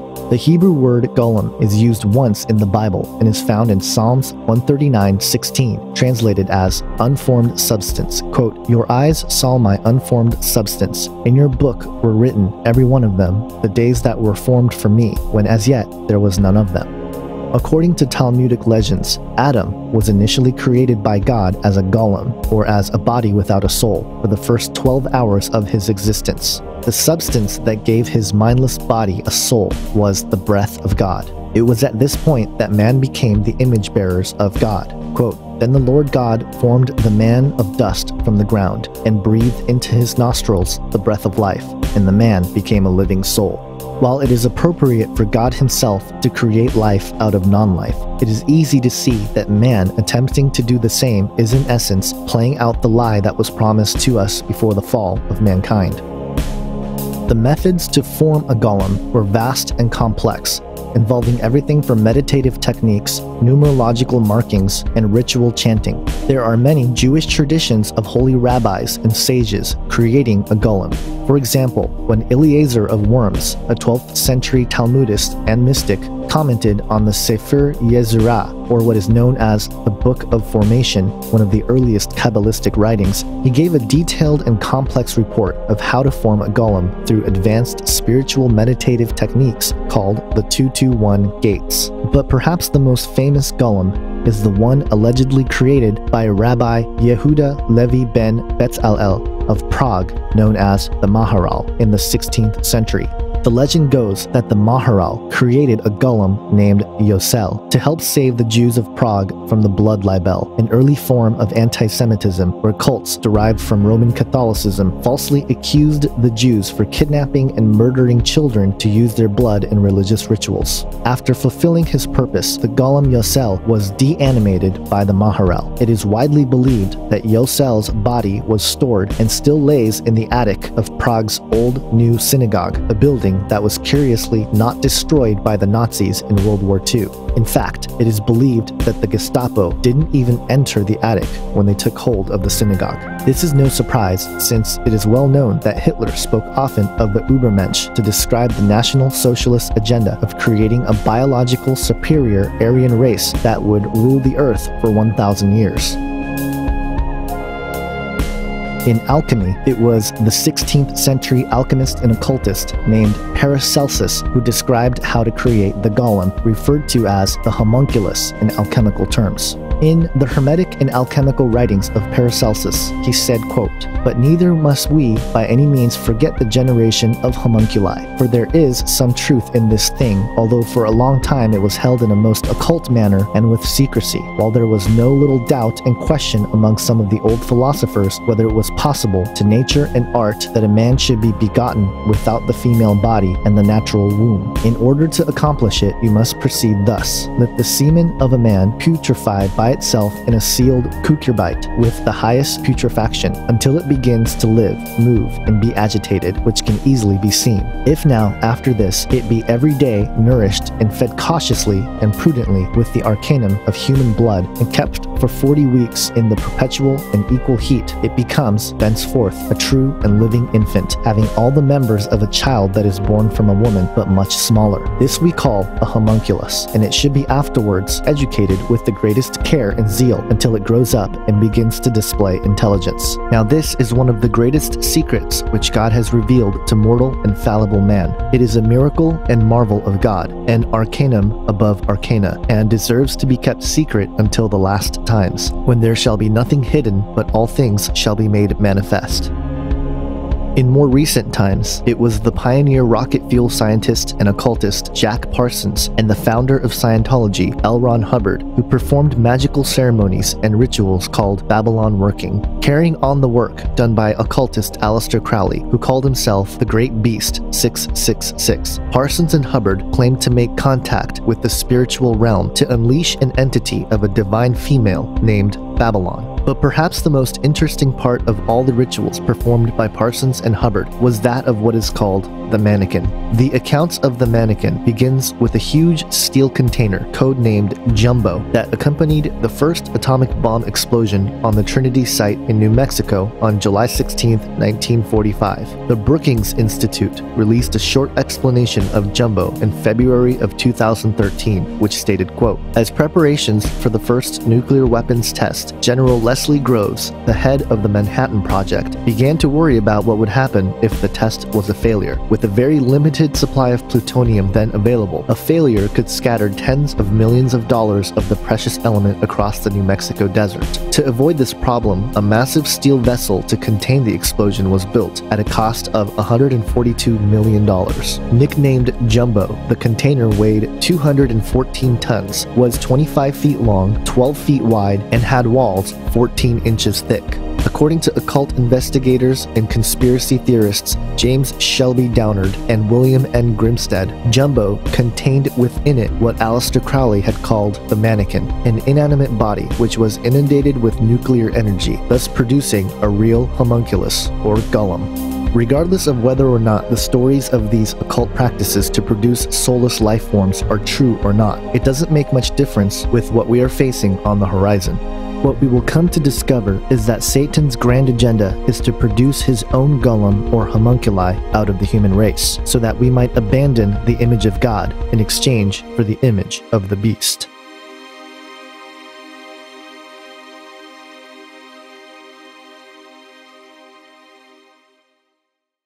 You know, the image of the beast, I believe, is going to be a copy of the image that God made back in the beginning. Now, the image that God made in the very beginning was, of course, Adam. So God took the dirt, he formed Adam to both look like himself and to act like himself. Now, the idea that Adam actually looked like God is somewhat contested among theologians. But if we go back and we just look at what the word image means, we see that Adam had a son in his image and in his likeness. We go to, for example, Ezekiel chapter 1, where Ezekiel sees the image of God above this throne, and it says that he looked like Adam. If we go to Daniel chapter 7, we see that the Ancient of Days was seated, and he had his hair, and he's got a form. Moses, Aaron, Nadav, Abihu, and the 70 elders of Israel. So many places where it tells us what God looks like. Even Jesus said, if you've seen me, you've seen the Father. So God does have a form. We are created to look accordingly to that form. We're not obviously the same as God, but we look like God to a lesser extent. And therefore, I think the motto is, anything you can do, I can do better.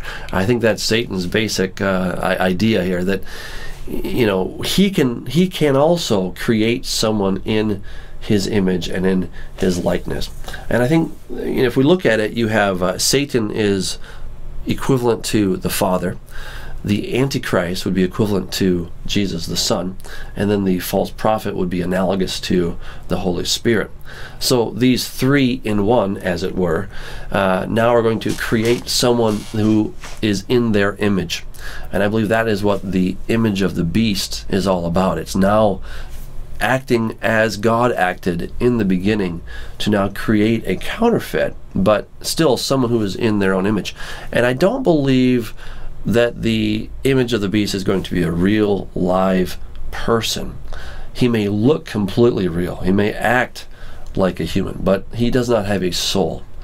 And we know that because at the end of all things, when the Antichrist and the false prophet are thrown into the lake of fire, there's no mention of the image of the beast. He's not judged. He just simply appears to just go away, because he's not really he's not a person of any sort.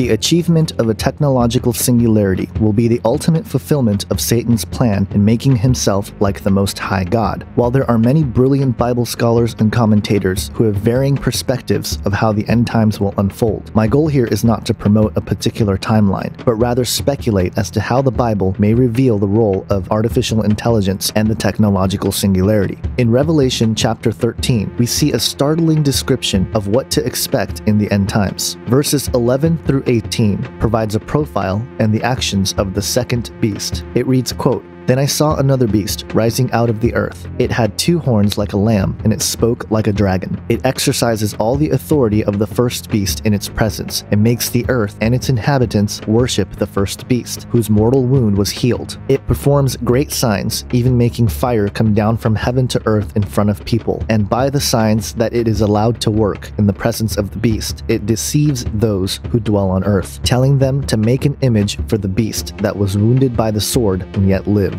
And it was allowed to give breath to the image of the beast, so that the image of the beast might even speak, and might cause those who would not worship the image of the beast to be slain. And it causes all, both small and great, both rich and poor, both free and slave, to be marked on the right hand or the forehead, so that no one can buy or sell unless he has the mark, that is, the name of the beast, or the number of its name. This calls for wisdom. Let the one who has understanding calculate the number of the beast, for it is the number of a man, and his number is 666.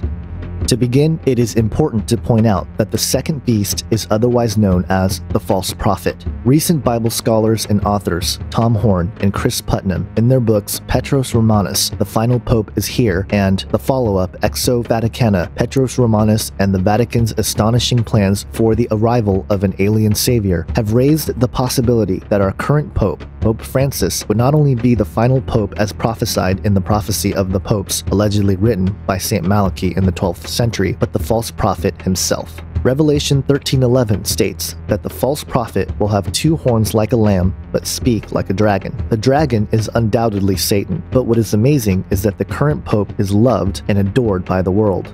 Time magazine chose Pope Francis as Time's Person of the Year for 2013, and his popularity is steadily increasing. Still, I am not ready to say that Pope Francis is the false prophet described in Revelation 13. However, given the circumstances of the various aspects that Tom Horn and Chris Putnam have pointed out regarding the Vatican and their potential plans to reveal an extraterrestrial presence on Earth, I cannot rule out the possibility. If Pope Francis is the false prophet, then we would have to see the Antichrist rise to power first, conquer several nations surrounding Israel, and be killed in the process. This is because Revelation 13 tells us that it is the false prophet who uses miracles to resurrect the first beast, whose mortal wound was healed. In fact, his counterfeit signs and miracles are so powerful that he even calls fire down from heaven to earth in front of people. Perhaps this fire that comes down from heaven in front of people has to do with the extraterrestrial presence that is due to be revealed. This is likely since we know that the coming of the lawless one will be led by the activity of Satan with all power and false signs and wonders. This call of fire down from heaven might be a counterfeit to Elijah in 2 Kings 1 as a way to deceitfully convince the world that he possesses the spirit of Elijah, as did John the Baptist, paving the way for Jesus.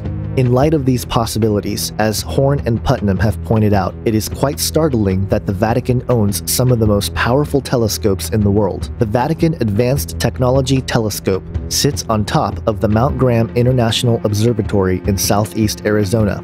Next to this telescope on Mount Graham is another telescope, the Large Binocular Telescope named Lucifer, which stands for Large Binocular Telescope Near Infrared Utility with Camera and Integral Field Unit for Extragalactic Research. If the Vatican and the papacy does not have anything to do with what is prophesied in Revelation 13, why do they own the most powerful telescope in the world, and what are they looking for?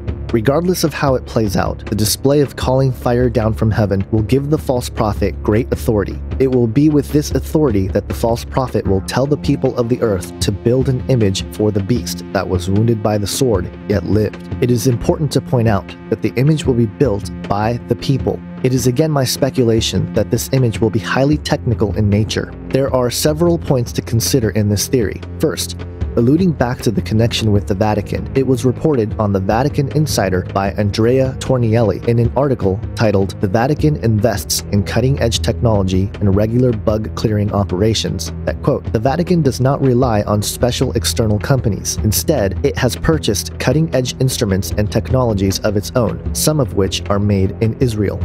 Such information brings light to another point. Israel, where the image of the beast will be erected on the rebuilt Third Temple, is very engaged in scientific and technological inquiry, with the highest percentage spent on research and development in relation to gross domestic product in the world. As a result, Israeli scientists have contributed to the advancement of computer science, electronics, genetics, healthcare, optics, solar energy, and various fields of engineering. In fact, in 2012, the chairman of Google, Eric Schmidt, went on record saying that, quote, "Israel has the most important high-tech center in the world after the US." Even more, the IEEE, the Institute of Electrical and Electronics Engineering Intelligent Systems magazine, named 2 PhD graduates of computer science at the Hebrew University of Jerusalem, Dr. Aviv Zohar and Dr. Ariel Prokasia, as 2 of the top 10 researchers who are rising stars in the field of artificial intelligence. In an article published by The Telegraph entitled "The Rabbi, the Lost Ark, and the Future of the Temple Mount," quotes Rabbi Chaim Richman, international director for the Temple Institute in Jerusalem. After claiming that Jews have known the location of the Ark of the Covenant for centuries, he goes on to describe his aspirations for the Third Temple. Quote, "There's no reason why we shouldn't use technology, which is the modern miracle, alongside the heavenly miracles. It's part of our vision of the temple as a realistic potential in our times." If that weren't enough, during the editing process of this film, 2 pieces of information became public to bolster this thesis even more. First is that the Israeli housing minister called for the building of the Third Temple. Israel says it's planning to replace the Al-Aqsa Mosque in Jerusalem and Quds with a temple. The Minister of Housing and Construction has called for the construction of what he calls the Third Temple to replace the holy site. Uri Ariel says the first and the second temples were destroyed many years ago, so the third one needs to be built now. Al-Aqsa Mosque is considered the third holiest site in Islam. Palestinians have denounced the plan as desecration. They say it's part of Israel's ongoing attempts to distort the Arab and Islamic history. Palestinians argue that Jerusalem is the capital of a future Palestinian independent state and that its heritage should remain intact. Secondly, Infowars.com reported on January 27, 2014, that during the Cybertech 2014 conference held in Israel, Prime Minister Benjamin Netanyahu proposed establishing a, quote, kind of UN of the internet led by Israel. According to the article, Netanyahu stated, quote, "We need a coalition of leading companies with capabilities in this world. This is the best thing that we can do to deal with the challenges. In my opinion, Israel is the leader in this field. We decided to concentrate these skills and establish a consortium of our security agencies, research institutes, and businesses. We think we can turn the curse of the internet into a blessing because we all need it. We set up a special organization, a cyber headquarters, to see how it is possible to combine these capabilities with others. This is something we all want to see, a cyber world that is open, free, and prosperous, in which everyone participates. When you think about cyber, you'll think about Israel." After the image of the beast is built, the false prophet will, quote, "give breath to the image of the beast, so that the image of the beast might even speak and might cause those who would not worship the image of the beast to be slain." In Matthew 24, Jesus warns about the abomination of desolation. Quote, "So when you see the abomination of desolation spoken of by the prophet Daniel standing in the holy place, let the reader understand, and let those who are in Judea flee to the mountains." What Jesus is referring to here are several passages in the book of Daniel that speaks about the end times abomination. Daniel 11:31 states, quote, "Forces from him shall appear and profane the temple of fortress, and shall take away the regular burnt offering, and they shall set up the abomination that makes desolate." Then in Daniel 12:11 it states, quote, "And from the time that the regular burnt offering is taken away, and the abomination that makes desolate is set up, there shall be 1,290 days. Most Bible prophecy scholars believe that the abomination of desolation is the Antichrist himself. However, there are some who believe that the abomination of desolation itself is actually the image of the beast. Warren Wendell Wiersbe, a Bible scholar and pastor, stated in 1992 in his expository outline on the New Testament, quote, "The false prophet is the one who orders the image of the beast made. This is the abomination of desolation found in Matthew 24:15, Daniel 11:45, and 2 Thessalonians 2:4. The beast will have his image set up in the restored Jewish temple in Jerusalem at this time. This image will come to life. It will speak and greatly amaze the world. Both the beast and his image will speak great things and utter blasphemies against heaven." Then, in his Bible exposition commentary on Revelation 13:11, he states, quote, "What is the abomination of desolation? It is the image of the beast set up in the temple in Jerusalem. An idol is bad enough, but setting it up in the temple is the height of all blasphemy. Since Satan could not command worship in heaven, he will go to the next best place, the Jewish temple in the holy city. The false prophet, energized by Satan, will perform his lying wonders and even duplicate some of the signs performed by the two witnesses. Upon this time, the two witnesses have been ministering at the temple in Jerusalem, but the beast will slay them and take over the temple. When God raises the two witnesses from the dead and takes them to heaven, the false prophet will answer that challenge by giving life to the image of the beast. Not only will the image move, but it will speak. Despite the progress being made towards the fulfillment of technological singularity, it seems the final piece of the puzzle of creating machine sentience will come from the false prophet giving breath to the image so that it may speak. However, the image will not possess a soul of any kind. It will be the ultimate abomination to God, with the power to persuade mankind to abandon the image of God that is within us. Consider what author Kevin Kelly said in his book, What Technology Wants. Quote, "The technium is primed to hijack matter and rearrange its atoms to infiltrate it with sentience. If there is a God, the arc of the technium is aimed right at him. It is my opinion that Jesus warns the people of Jerusalem to flee immediately after the abomination of desolation is set up, because this will initiate the start of Satan's human enslavement program via the sentient machine labeled the image of the beast in the Bible. And upon the deployment of the mark of the beast, humanity will effectively become a race of Satan's golem. While the alchemical tradition for the golem was to create a helper for mankind, Satan will turn that around and create us into his helpers, so that we may bear the image of the beast. One way to picture what this might look like is to consider the development of the internet as being part of what is speculated to become a conscious global brain. According to Dick Pelletier, a columnist who writes about future science and technology, stated, quote, "Computer scientists compare the internet to Earth growing a global brain. As users, we represent the neurons. Our emails, IMs, and blogs act as synaptic actions, and electromagnetic waves through the sky become neural pathways. Like germinating seeds, this wonder tech continues to evolve and, as many predict, will not stop until it achieves human-like consciousness.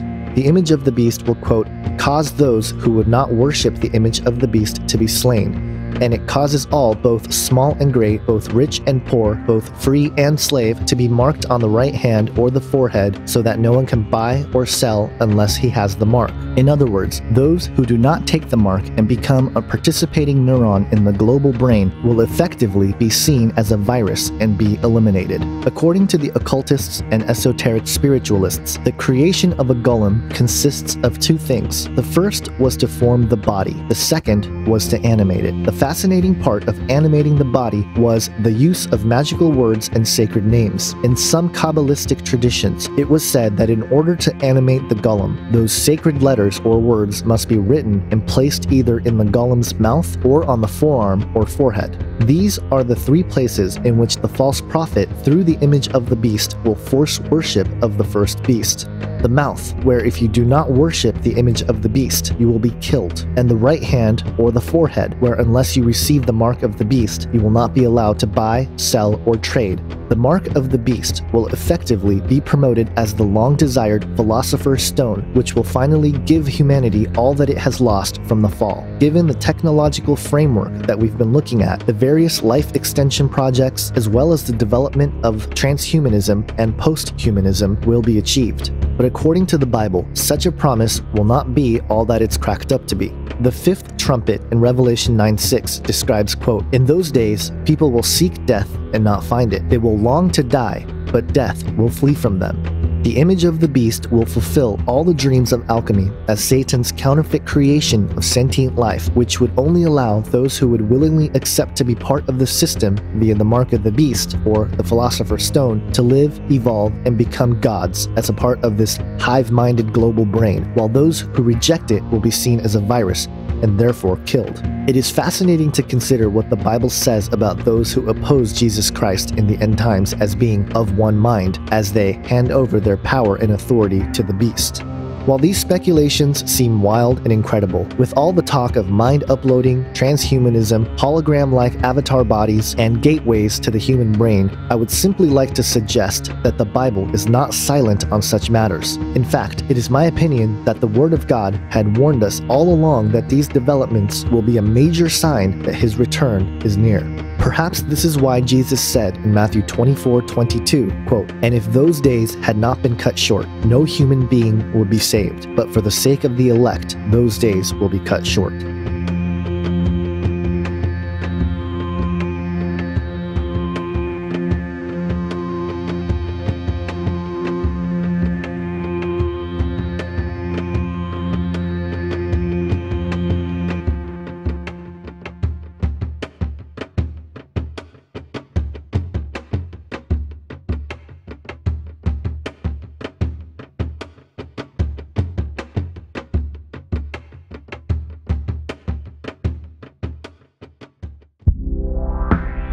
If you would like to support this ministry and the making of this film and future films by Face Like the Sun, please consider purchasing a commercial-free digital download of this film. For $9.99, you can download the entire film in HD 720p, so you can burn copies of it and share the film with friends and family. Please visit ageofdeceit.com for more information. That's ageofdeceit.com.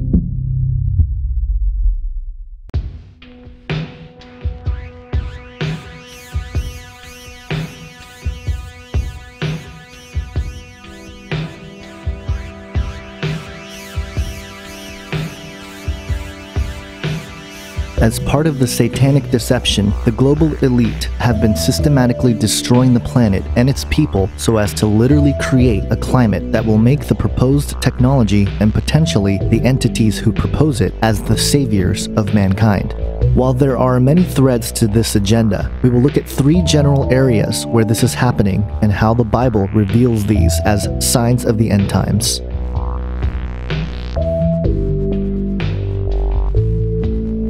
In a document published in September 2009 by the Royal Society entitled Geoengineering the Climate, Science, Governance, and Uncertainty, defined geoengineering as, quote, deliberate large-scale manipulation of the planetary environment to counteract anthropogenic climate change. Made popular by folks like Al Gore, we humans have been guilt-tripped into believing that we are solely responsible for the tearing apart of the Earth's natural ecosystem. This is only partially true. The Industrial Revolution certainly paved the way for large-scale changes in our environment. As a result, the amount of waste that is produced by humans has grown to astronomical levels. According to EPA estimates, Americans collectively produce about 1.35 billion pounds of garbage a day. That's 251 million tons of garbage each year, equivalent to nearly 5,000 Titanics. Despite the increase in the amount of waste we produce, it's no match for the kind of tinkering that the global elite have done to our climate. Geoengineering is weather modification on a global scale. Many refer to this as chemtrails. This aircraft you see spraying right now is a KC-10, and the nozzles are visible. You see inside the circles, and you can see them shutting on and off in a moment as you watch this tape roll. And the dispute as to whether or not these programs are going on is really a moot point.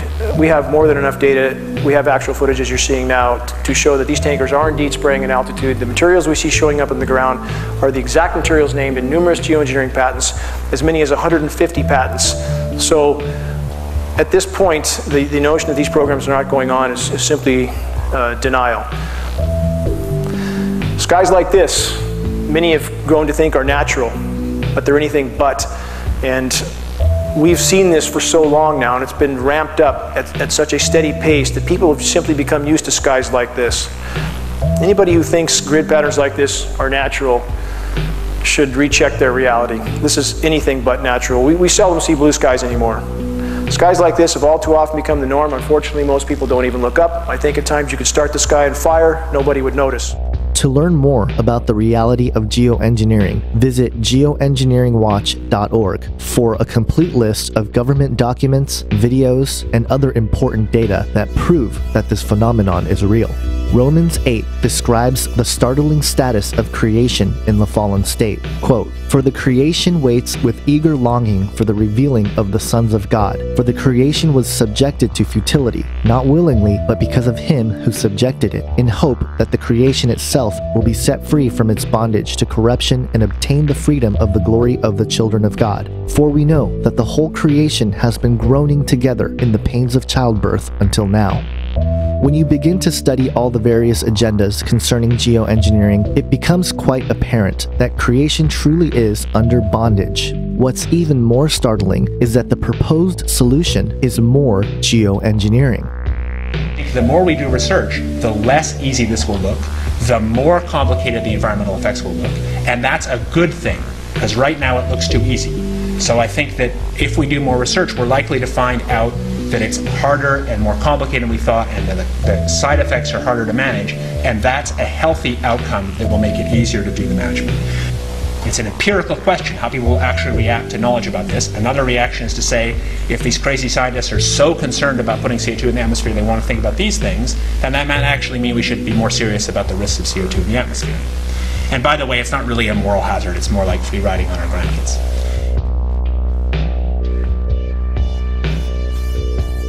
With the deceived technocrats and globalists using geoengineering to control the Earth's weather systems, there are two important side effects to consider: earthquakes and famines.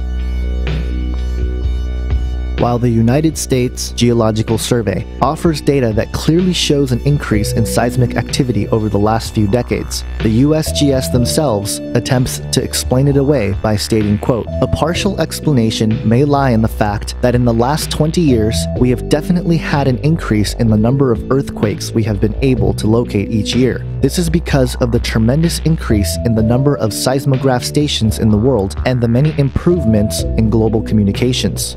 Even the USGS claims that this might be a, quote, partial explanation. There are a couple of reasons why I believe they would even suggest this as a possibility. One, they don't want to alarm the world of the increase in seismic activity so as to expose the manipulation of the weather by the global elite. And or, two, they don't want what Jesus said to be true.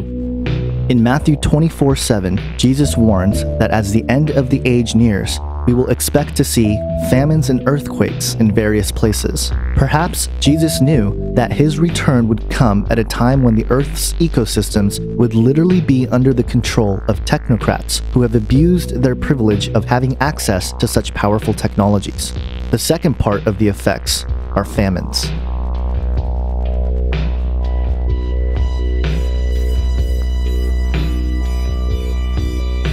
WorldHunger.org reported that, quote, "The United Nations Food and Agriculture Organization estimates that nearly 870 million people of the 7.1 billion people in the world, or 1 in 8, were suffering from chronic undernourishment in 2010 to 2012. WorldHunger.org goes on to report that the hunger has decreased in the established nations, while places like Africa and other developing nations increased several million in number. In fact, nearly 1 in 4 are hungry in Africa, with numbers increasing from 175 million to 239 million just between the years of 2010 and 2012. As part of the satanic agenda, it seems the deceived globalists are working hard to make sure that human population would decrease and that famines would become more common in these developing nations.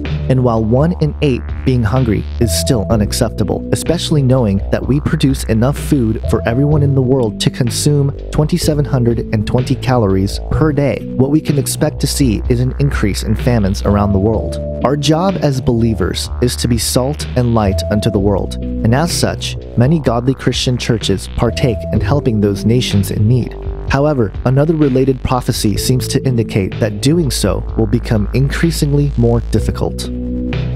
The third seal in the book of Revelation states, quote, "When he opened the third seal, I heard the third living creature say, 'Come,' and I looked, and behold, a black horse, and its rider had a pair of scales in his hand. And I heard what seemed to be a voice in the midst of the four living creatures saying, 'A quart of wheat for a denarius, and 3 quarts of barley for a denarius, and do not harm the oil and wine.'"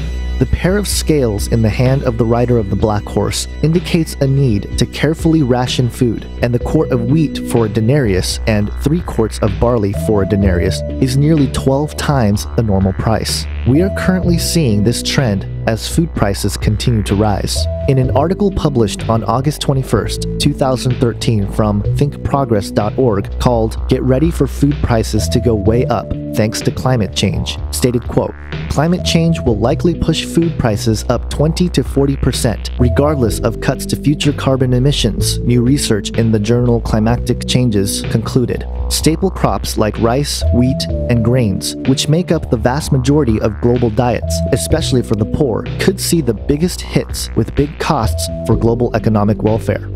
It is interesting that the prophecy of the third seal ends with, quote, "Do not harm the oil and wine," indicating that the finer things will be available for those who can afford them.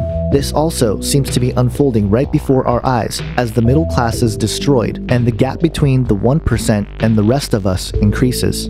And if food prices going up is not enough, the food that we do consume is filled with chemicals that are not natural and very harmful.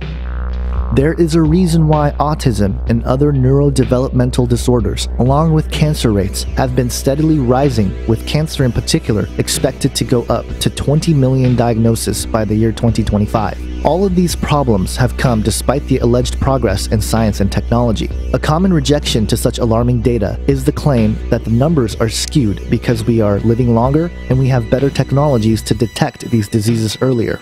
While that may be partially true, the reality is that modern medicine has become the forefront of the scientific dictatorship. While individual doctors, nurses, and the many good folks in the healthcare industry are in it with a sincere desire to help people, the reality is that the system itself is rooted in the mystery religions. Perhaps this is why the symbol for modern medicine has been, purposely or not, changed from the rod of Asclepius, which represented the medical arts in Greek mythology, to the caduceus, or the staff of Hermes, which represents commerce, theft, deception, and in astrology and alchemy, the wand that wakes the sleeping and sends the awake to sleep. In a list compiled by Care2.com of the 18 biggest problems with modern medicine gives evidence of this scientific dictatorship. Some examples of the problems pointed out by the article include, quote, "Instead of treating the underlying causes or imbalances, doctors often merely manage symptoms. Doctors see the human body as a machine with separate parts that can be treated independently rather than as an integrated whole. In addition, the mind and body are also seen as separate, independent entities, and emotions are often ignored. The drug industry is too enmeshed in the medical system. The pharmaceutical industry has way too much power and is bribing doctors to use their drugs and researchers to produce positive results for their drugs. And more than 80% of all medical treatments used have been untested by rigorous peer-reviewed study, yet the medical establishment insists that alternative health treatments must undergo these before they can be used. The system of evaluation needs to be changed. The reality is that money controls the medical system, and because of that, the system as a whole is actually destroying society, not helping it. Here are some more alarming numbers. In the summer of 2013, reports came out that researchers from the Mayo Clinic found that nearly 70% of Americans are on at least one prescription drug, and more than half receive at least 2 prescription drugs. America has become a pill-popping culture, much like the Soma in Brave New World. This is a touchy issue because I don't think all prescription drugs are simply satanic or evil. I believe they help out a great majority of people. However, the issue is more so the irresponsibility of the industry to diagnose people in earnest to make a quick buck. Please understand that if you are currently on prescription drugs, I'm not implying that you should stop taking them. These matters are between you and God. For more information on this topic, check out a film called Making a Killing: The Untold Story of Psychotropic Drugging. As you might expect, the ultimate pill will be the Philosopher's Stone, or as I have theorized in this film, the Mark of the Beast. But it's not simply to destroy our bodies. The satanic agenda goes beyond the physical into the spiritual.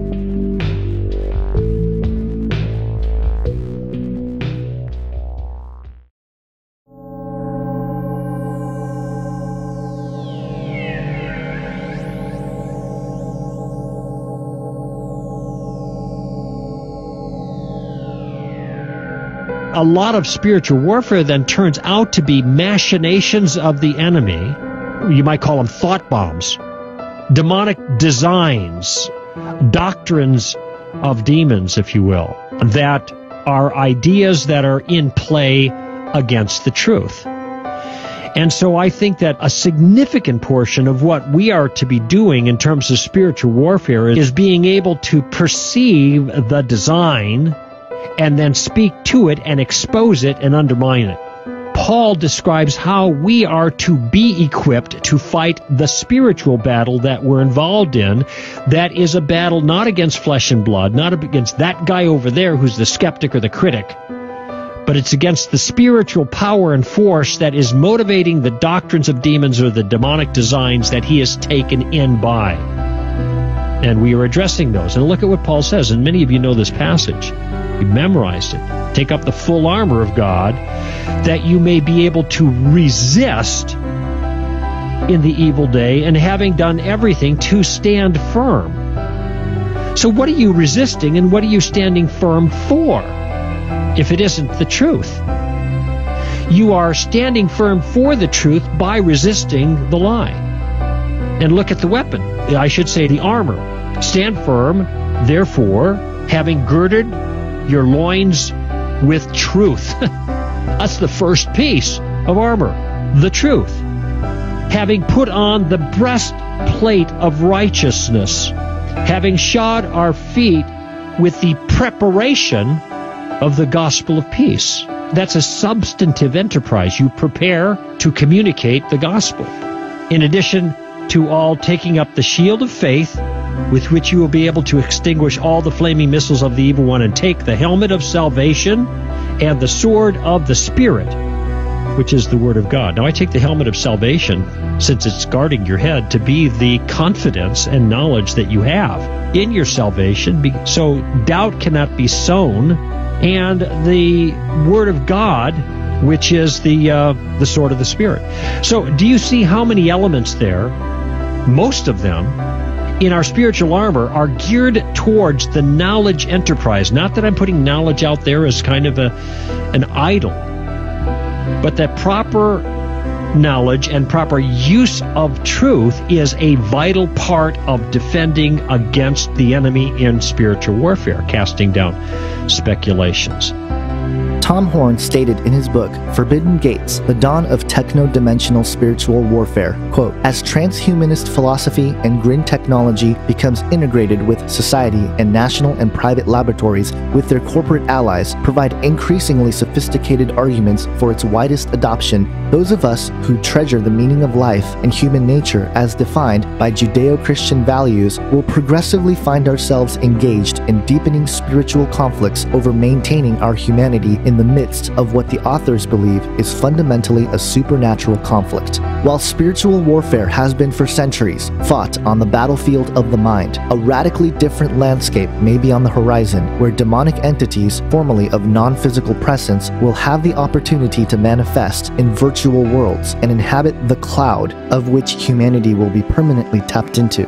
The other possibility is that with the advent of transhumanism, demons would be able to inhabit bio-cybernetic hosts, such as the chimeras currently being developed in the laboratories, to literally, physically manifest.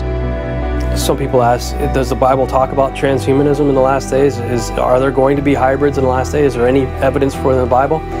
Yeah, actually there is. Go to Isaiah chapter 13, verses 21 and 22, and it talks about wild beasts there in Babylon shall be there, and owls and doleful creatures and stuff like that. But it also says satyrs shall dance there in Babylon, ancient Babylon, in a last days context. And if you look in the Septuagint version of Isaiah 13, 21 and 22, it gets even more graphic, and says that monsters will be there, and devils will be there, and satyrs.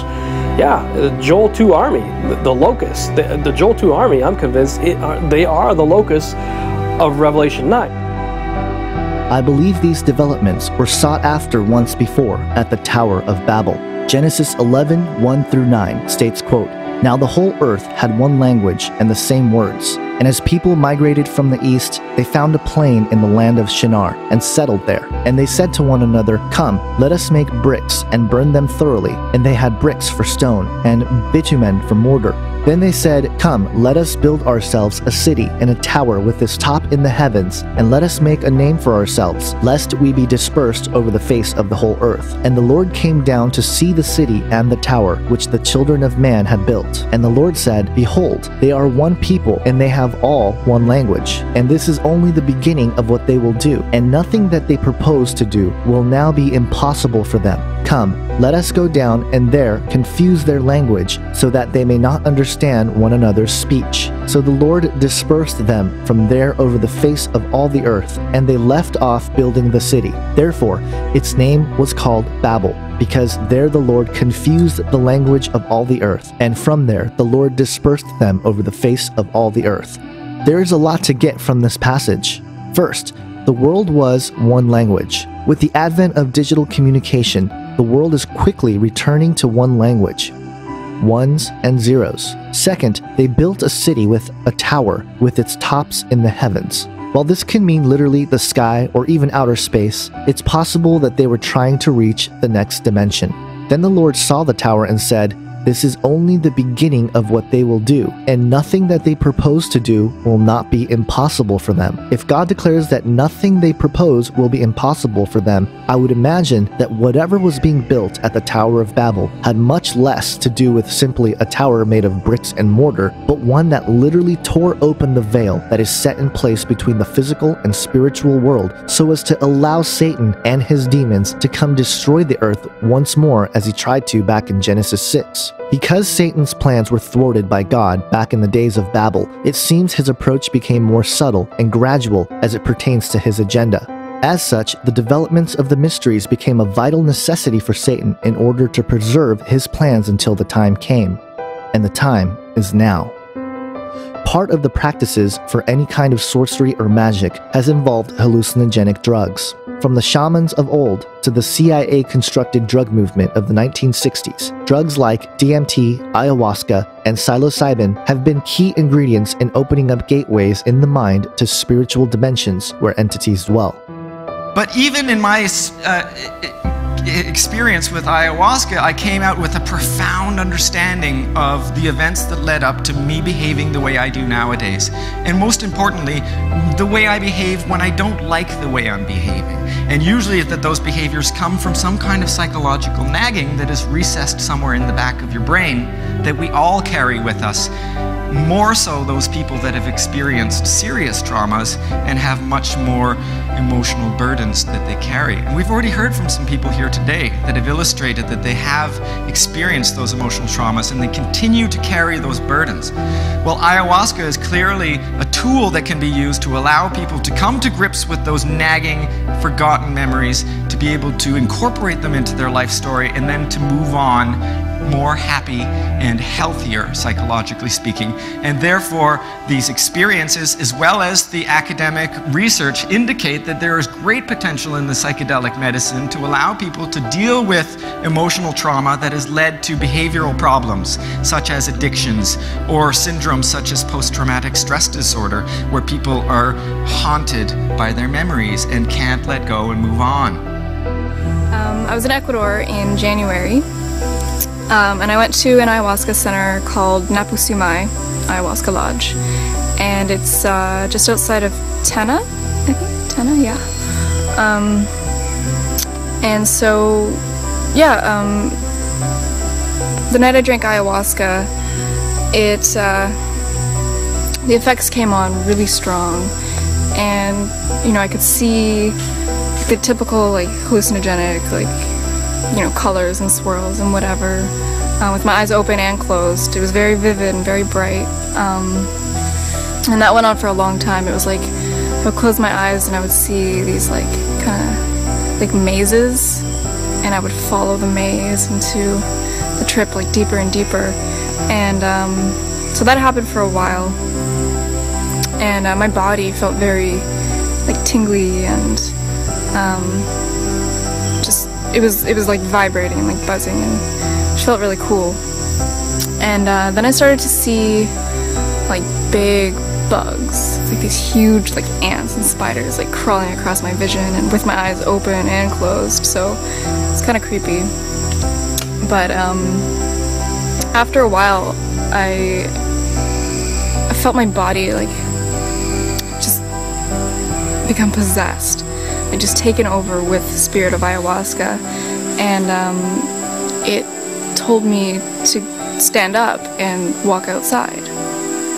And the way the ceremony house is set up, it's like an open concept. There's no doors or anything, and there's some walls, but there's like spaces where you can walk in and out of. It's not closed off, so yeah, I got up, and it was really hard to walk at first. I felt very dizzy and wobbly, and I kind of felt almost like the way I was walking, I felt like an animal or some sort of like creature. It was really interesting. But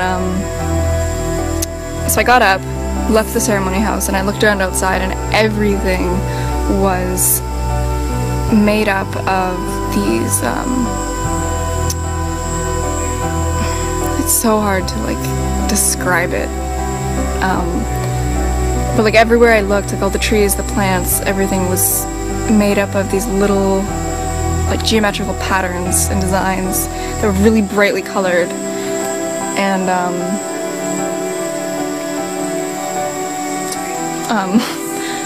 very vibrant and brightly colored, and so that was amazing in itself. It was very beautiful, and I was told, not told, but I guess, I don't know, the medicine brought me over to this one tree that was in the yard, and I walked over to this tree and I put my hands on it, on the bark, and I slowly brought my forehead to it, and as soon as my forehead touched this tree, I had this huge, overwhelming, like, just wave of love, like the purest love I've ever felt in my life, just wash over me and through me, and I started bawling my eyes out because it was just so intense and amazing and beautiful, and I just, like, it's making me like tear up now just thinking about it. But yeah, the love I felt for this tree, and not only the tree, but everything, like the whole world, the whole universe, like nature, people, strangers, like just love for everything and everybody, and myself too. Like I just, it was one of the most amazing feelings of my life. And so I stayed with this tree for a while. I was like holding it and like putting my face on it and just crying with this tree, just crying like pure tears of joy, and it was quite amazing. And so once I was finished with this tree, I was taken over to this clearing in the yard that kind of overlooked the jungle, and I could see like all the stars and the moon and the sky, and I stood there just in awe at the beauty of all these things, and I was slowly brought down to my knees. Like, I wasn't doing this, like this was, like, my body was taken over, and I was brought down to my knees, and my hands slowly came together in like prayer position on, like, just on my chest, and I started to pray. And I'm not one to pray ever, like I just never prayed before, and so the fact that this was happening was very, very interesting. And I was praying to the universe, and I was thanking it, and I was thanking Mother Nature, and I was thanking ayahuasca, and I was just being so, grateful for everything and appreciating everything, and I was crying as well. I started crying again, just at the beauty and everything, and yeah, so that was just incredible. I was just, I don't even know, like, these words are not doing any of this justice, but just know that it was one of the most amazing things of my life. I would see just like random little things. So I saw lots of eyes, just like blankets of eyes, like everywhere, with my eyes open and closed. That whole experience, like, mostly with the tree, being with the tree and then praying, is just, it connected me so much with nature, with myself. Like it's just, I don't know, that whole thing just, it changed my life. Like, I don't know how else to explain that, like how else to say that. It changed my life, and you know, I'm so grateful that I went and did that. Here are my thoughts on Taylor Marie's ayahuasca experience. The love that she experienced is genuine love that emanates from God. And while this might startle some, let me explain what I think is going on. Because Satan and his fallen ones do not have any truth in them, they must use truth as a means to deceive.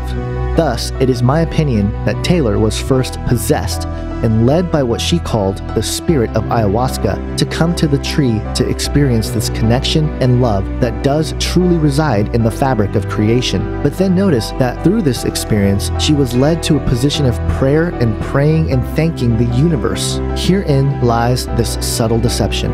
Instead of pointing to God, I believe Satan and his fallen ones use these experiences as a means to divert the subject's worship to anything other than God, or to redefine God in a pantheistic or monistic sense.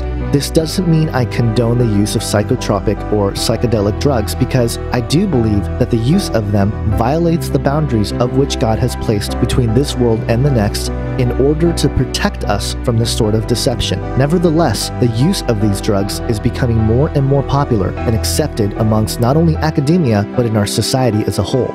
This plays into biblical prophecy as well. Revelation 18 describes the fall of Babylon in the end times. In verse 23, it states, quote, "For your merchants were the great ones of the earth, and all nations were deceived by your sorcery."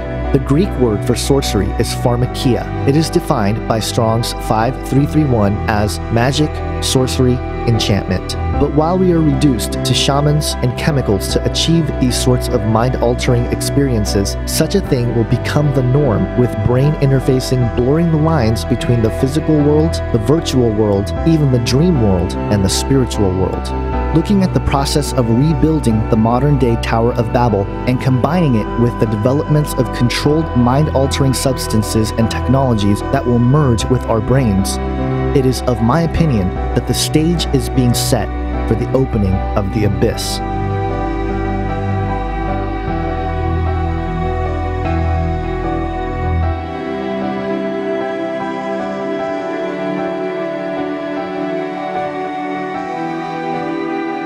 The secrets of alchemy, the sacred promise, the mystery religions, the knowledge which began with fallen entities such as Thoth and Semyaza have been passed down through the hands of the initiates of Freemasonry, Kabbalah, Rosicrucianism, and a slew of other secret orders. It has come to manifest in the last century with the advent of technology and science, progressing man's ability to harness the power of nature and reality, whether through the brink of human destruction, perhaps via nuclear weapons, or at the precipice of controlled human evolution, such as genuine artificial intelligence. The fallen ones will return and present themselves as the saviors of mankind and gift humanity with the philosopher's stone, the elixir of life. And those who choose to accept this ancient discovery will fall for the greatest cosmic ruse in all of the universe, forever enslaved in the clutches of the enemy, who wants nothing more than to destroy mankind.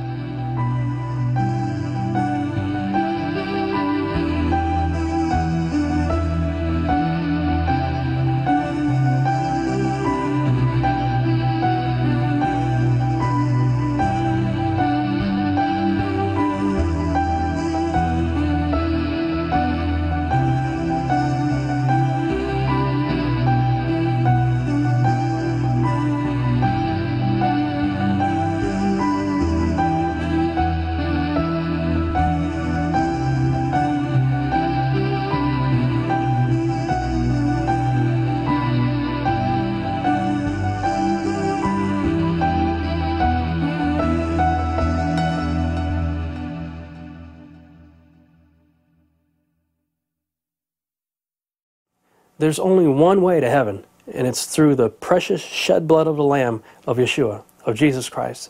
And if you don't know Him, it's simple. All you got to do is accept His free gift. There's nothing you can do to work your way to heaven. Nothing. You cannot work your way to heaven. You're not good enough to make it to heaven.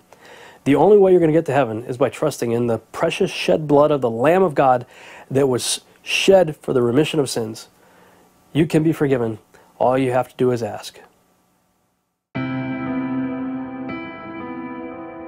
While Satan knows that his time is short, we can stand firm in the true hope we have in Jesus Christ. But we must be diligent and sober-minded, as God warned us of the deception to come. Paul tells us in Ephesians 5, "Let no one deceive you with empty words, for because of these things the wrath of God comes upon the sons of disobedience. Therefore, do not become partners with them, for at one time you were darkness, but now you are light in the Lord. Walk as children of light, for the fruit of light is found in all that is good and right and true.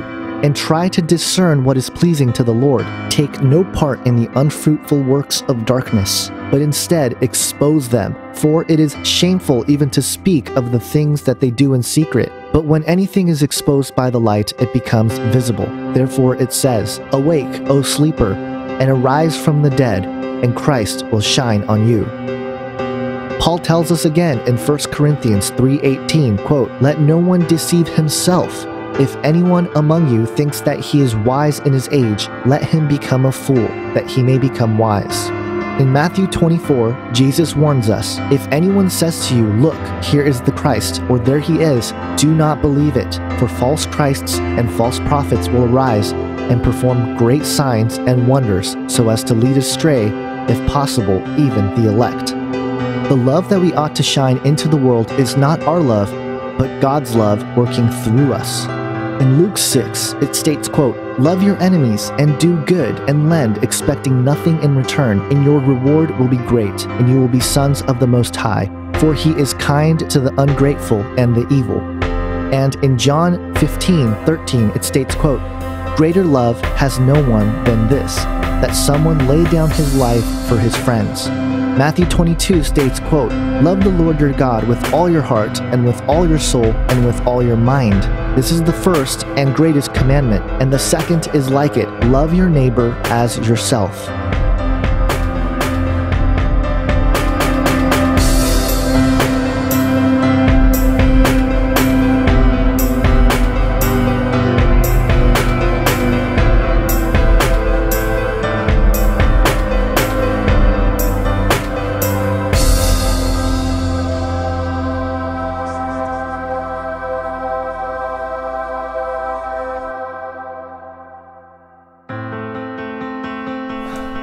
When the veil comes down, I need to have a garment of Yeshua, a garment of salvation, a new body.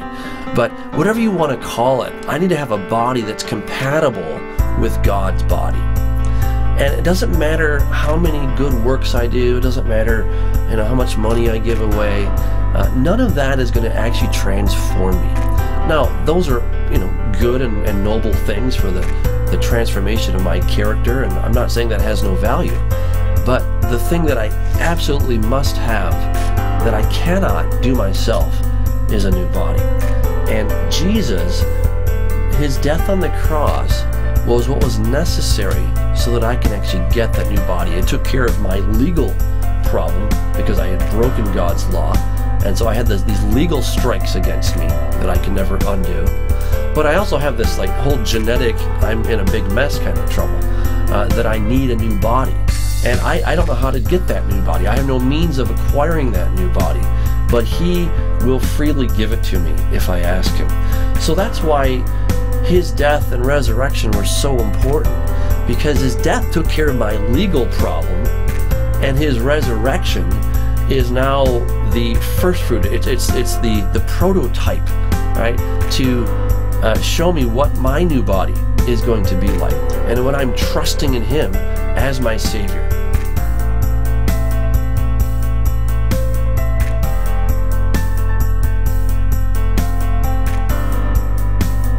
Doesn't matter who you are, believer, non-believer, someone who's put their trust in Jesus is going to be exposed to the fire of God. It says that in Paul's letter to the Corinthians, 1 Corinthians chapter 3, that we will all be tested by the fire in that day. So you better make sure to have on your new body, because that will be the only assurance you have that you'll survive when that fire hits you. If you don't, it will be hell.